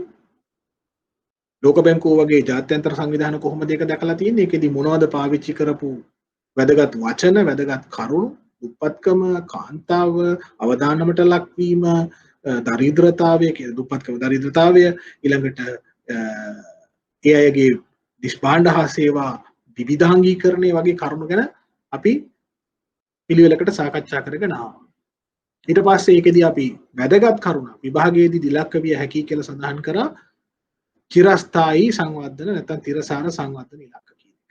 ඒක ගැන ඔයගොල්ලන්ට මම නෝට් එකක් දෙනවා කියන එක පොරොන්දු වුණා. ඒකේ ඇත්තටම ඒක නිර්මාණය කරලා තියෙන්නේ එක්සත් ජාතීන්ගේ සංවිධානයේ මහදපු නෝට් එකක්. ඒක වටහා ගැනීමේ පහසුව වෙනුවෙන් බොහොම ලස්සනට චිත්‍ර වලින් හරි ගසලා තියෙනවා. හරි. දැන් එතකොට ඒ අදහසින් පස්සේ ඊට පස්සේ අපි ගියා ශ්‍රී ලංකා මහා බැංකුව මේකට මේ පිළිබඳව ගත්ත වැදගත්ම ක්‍රියාමාර්ගය මොකක්ද? ඒගොල්ලන්ගේ අදහස උදුන් පමුණවා ගන්නට ගත්ත වැදගත්ම ක්‍රියාමාර්ගය තමයි මේ අගතිගාමී භාවිතාවන් සදාචාරාත්මක නොවන භාවිතාවන් නිසා ශුද්‍ර මූල්‍ය ක්ෂේත්‍රයේ ක්‍රියාත්මක වෙන ආර්ථික වශයෙන් සක්‍රීය ජන කොටස් වලට රැවටීම සහ අවදානමට ලක්වීම සිද්ධ වෙනවා කියන වචන වලින්ම ශ්‍රී ලංකා මහා බැංකුව පිළිගන්නවා. ඒගොල්ලෝ ඒක ඒ අය දකිනවා. ඒ නිසා නීති රාමුවක් නිර්මාණය කරනවා කියලා අපි පැහැදිලි කරනවා. මේ නීති රාමුව තුල ප්‍රධාන අරමුණු තුනක් කියනවා. එකක් තමයි මොකක්ද ශුද්‍ර මූල්‍ය ආයතනයක් කියන්නේ කියලා කියනවා. ඒ ආයතන ලියාපදිංචි කරන්න ඕන. විධිමත් ක්‍රියාවලියකට එන්න ඕන. කොහොමද එන්නේ කියලා තියෙනවා. ඊට පස්සේ තුන්වෙනි කාරණාව එහෙම ලියාපදිංචිට ලක් වුණායින් පසුව ශ්‍රී ලංකා මහා බැංකුව විසින් අධීක්ෂණයට සුපරීක්ෂණයට නියාමනයට ලක් වෙනවා කියන කාරණාව අරමුණු විදිහට සඳහන් කරනවා. මේ කරුණු මම නැවත පොඩ්ඩක් අවධානය කරන්න මේ ටික විභාගයේදී ඕගොල්ලන්ගෙන් නිශ්චිත කරුණු විදිහට බලාපොරොත්තු වෙන්න පුළුවන් දේවල් නිසා. ඊට පස්සේ මම ප්‍රසන්ටේෂන් එක ෂෙයා කරනවා. ආපහු සරයක් මම ස්ක්‍රීන් එක ෂෙයා කරනවා. දැන් මේ අදහසින් ගියාට පස්සේ ශුද්‍ර මූල්‍ය ආයතනයක කරුණු ටික සාකච්ඡා කරාට පස්සේ අන්න අද අර අපේ දරුවෙක් කලින් කියපු ඊළඟ පාඩමේදී අපි වැදගත් කරුණු දෙකකට කතා කරන්න බලාපොරොත්තු වෙනවා. මේ දෙක විභාගයේදී මතක තියාගන්න පුතේ මේ වචන දෙකම මේ කරුණු දෙකම මේ නිශ්චිත කරුණු දෙකම විභාගයේ නැවත අහපු කරුණු. නැවත ඔයගොල්ලන්ව පරීක්ෂා කරපු කරුණු දෙකක්. මූල්‍ය අන්තර්ගතකරණය ඒ වගේම අපේ අර දරුවෙක් කියපු දැන් සඳහන් කරපු මූල්‍ය සාක්ෂරතාවය. දැන් මේක ගැන වචන දෙක මූල්‍ය අන්තර්ගතකරණය කියලා කියන්නේ ෆයිනෑන්ෂල් ඉන්ක්ලූෂන්. මේක මේ වචනේත් අර චිරස්ථායී සංවර්ධනය වගේම නිතර බොහොම ගැඹුරින්ම සාකච්ඡා වෙන කාරණාවක් විශේෂයෙන්ම ශුද්‍ර මූල්‍ය කියන සංකල්පයේ යටතේ.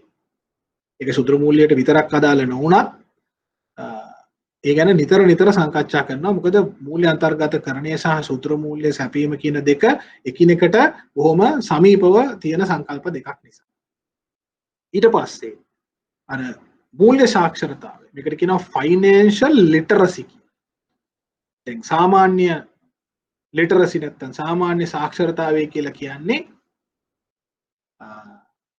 ලිවීමේ කියවීමේ හැකියාව. ඒකට වෙනමම නිර්වචනයක් තියෙනවා. එතකොට ඒ වගේම මූල්‍ය සාක්ෂරතාවය කියලා කියන්නේ කුමක්ද කියන එක අපි අවබෝධ කරගන්න ඕන. අර අපේ දරුවෙක් කිව්වා මේ අයට තමන් ඉන්න මට්ටමින් ඉහළට එන්න බැරි හේතුව මූල්‍ය සාක්ෂරතාවයේ නොමැතිකම කියලා. එහෙනම් අපි මේ කාරණාව එහෙමද කියන එක සලකා බලන්න ඕන.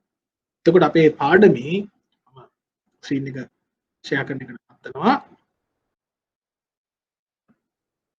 අපේ පාඩමේ දැන් අපි බොම් අපි ගොඩනගාගෙන ආව හැඳින්වීම අරමුණු. ඒ අරමුණු සාක්ෂාත් කරගන්න තියෙන නීතිමය රාමුව මොකක්ද? ඒ වෙනුවෙන් පෙනී හිටින ආයතන මොනවද?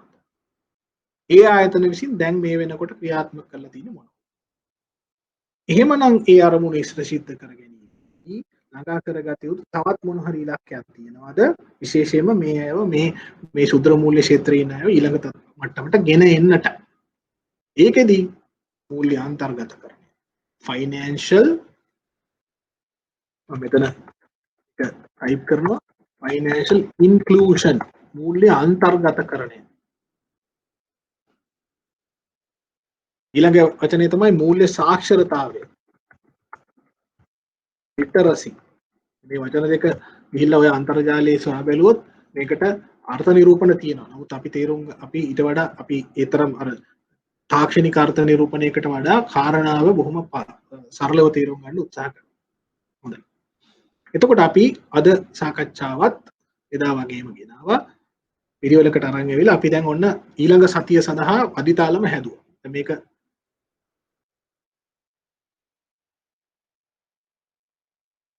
ඊට පස්සේ පුතෙක් තව පුතෙක් උත්තරයක් කියලා තිබුණා මම ඒක කිව්වේ මුදල් අපි කලින් අහපු ප්‍රශ්නෙට යා උත්තරයක් කියලා තිනවා මුදල් කවුද දිනිති කියනවා මුදල්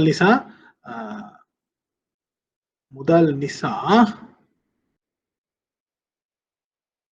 අකරව කියලා තියෙන මොකද සෝරි සාමාන්‍ය මුදල් නිසි ආකාරව කළමනාකරණය නොකිරීම.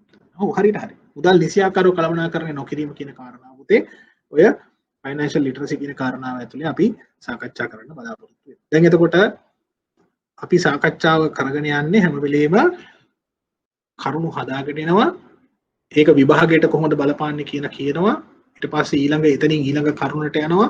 ඒක විභාගයට කොහොමද සූදානම් වෙන්නේ කියනවා. අන්න ඔහොම තමයි ටික මේක සාකච්ඡා කරන්නේ. මේ පළවෙනි පාඩම ඕගොල්ලන්ගේ මේ සංවර්ධන මූල්‍ය කියන විෂය ඇතුළේ. මේකෙන් විභාගයට ප්‍රශ්නයක් එනවාමයි. අනිවාර්යෙන් එකක් එනවා. ඒකට උත්තරේ ලියා ගන්න අපි සාකච්ඡා කරන කරුණු ටික උවමනා වෙනවා. අපි දැන් විභාග ප්‍රශ්න ටික බලමු ඊළඟ සතියේ. ඒ විභාග ප්‍රශ්න ටිකට උත්තර ලියා ගත්තොත් ලකුණු 20කුත් එනවා. ලකුණු 20ක් එනවා කියන්නේ කෙටි ප්‍රශ්නකුත් ආවොත් 22ක් විතර හම්බ වෙනවා.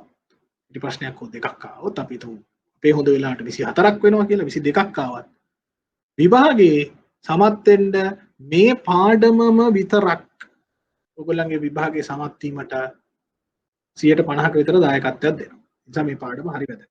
මොකද ඔයගොල්ලන්ට ප්‍රධාන පාඩම් විෂය නිර්දේශයේ තියෙන 3යි එක 4ක් විතර කරගන්න පුළුවන්. නමුත් වැඩිපුර කරුණු ප්‍රමාණයක් විභාගයේදී අහනවා. දැන් පුතේ මම අද සාකච්ඡා කරපු කරුණ අරමුණු ටික ඒ අරමුණු සාක්ෂාත් කර ගැනීම සඳහා නියාමන ක්‍රියාවලිය ක්‍රියාත්මක වෙන හැටි. දැන් ඊට පස්සේ එහෙම සියද්දිත් මේ අය ඇයි මේ ශුද්‍ර ක්ෂේත්‍රය පහළ මට්ටමක තියෙන්නේ? ඒකට මොනවද කරන්න ඕන කියන එකට තමයි අපි පදනම හැදුවේ. ඒ මොනවද කරන්න ඕන කියන එක අපි ඊළඟ පාඩමට ගෙනියනවා.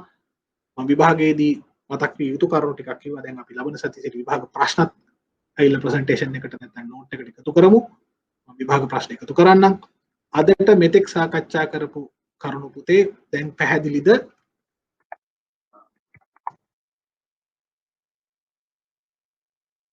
අදට සාකච්ඡා කරපු කරුණු වල මොන හරි තවදුරටත්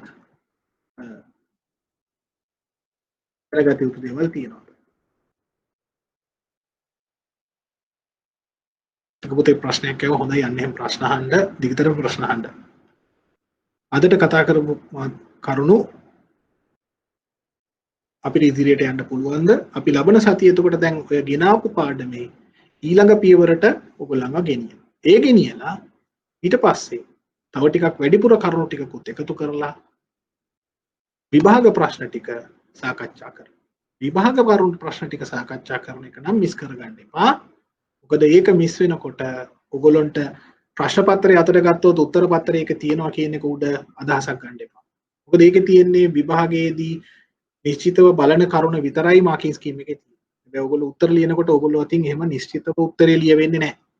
ඔයගොල්ලෝ අතින් ලියවෙන්නේ ඕගොල්ලොන්ට හිතට එන ඕගොල්ලොන්ට අදහස ප්‍රකාශ කරන්න පුළුවන් විදිහ. එතකොට ඒකට පුරුදු වීම අපි මෙතෙන්දී හදා ගන්න ඕනේ. අපිට ප්‍රශ්න වලට උත්තර ලියන්න අවස්ථාවක් නැහැ. අපි ඔන්ලයින් හම්බ වෙන නිසා. නමුත් අපි උත්සාහ කරමු වෙන මොකක් හරි ක්‍රමවේදයක් හදාගමු. ඕගොල්ලෝ උත්තර ලියලා ඒ උත්තර හරිද වැරදිද කියලා හරි සාකච්ඡා කරගන්න. අද සාකච්ඡාව ඕගොල්ලෝ සහභාගී වුණා. මම ප්‍රශ්න ඇහුවා. ඒවට උත්තර දුන්නා.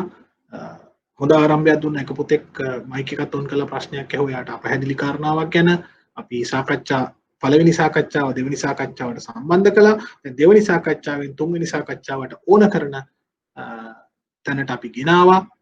එහෙම ඒ කරුණු අන්න ඒ අදහසින් අපි ලබන සතියට මේ තුන්වෙනි සෙෂන් එකට අපි තුන්වෙනි සෙෂන් එකට අපි තුන්වෙනි සාකච්ඡාවට අපි යනවා. නම් අද සාකච්ඡාවට සහභාගී වීම වෙලා දැනුම වැඩි කරගත්තා. විභාගය ගැන අදහසක් ගත්තා. අපි ලබන සතියේ තවත් පියවරක් ඉස්සරහට යන් ලබන සතිය හම්බ වෙමු. එතකන් මේ සුබ සතියක් වේවා. අපි ලබන සතියේ සාකච්ඡාවට උණ කරන මේවා ටික මම ලෑස්තිලා වෙන්න සලස්වනවා. right. හැමෝටම සුබ සතියක්.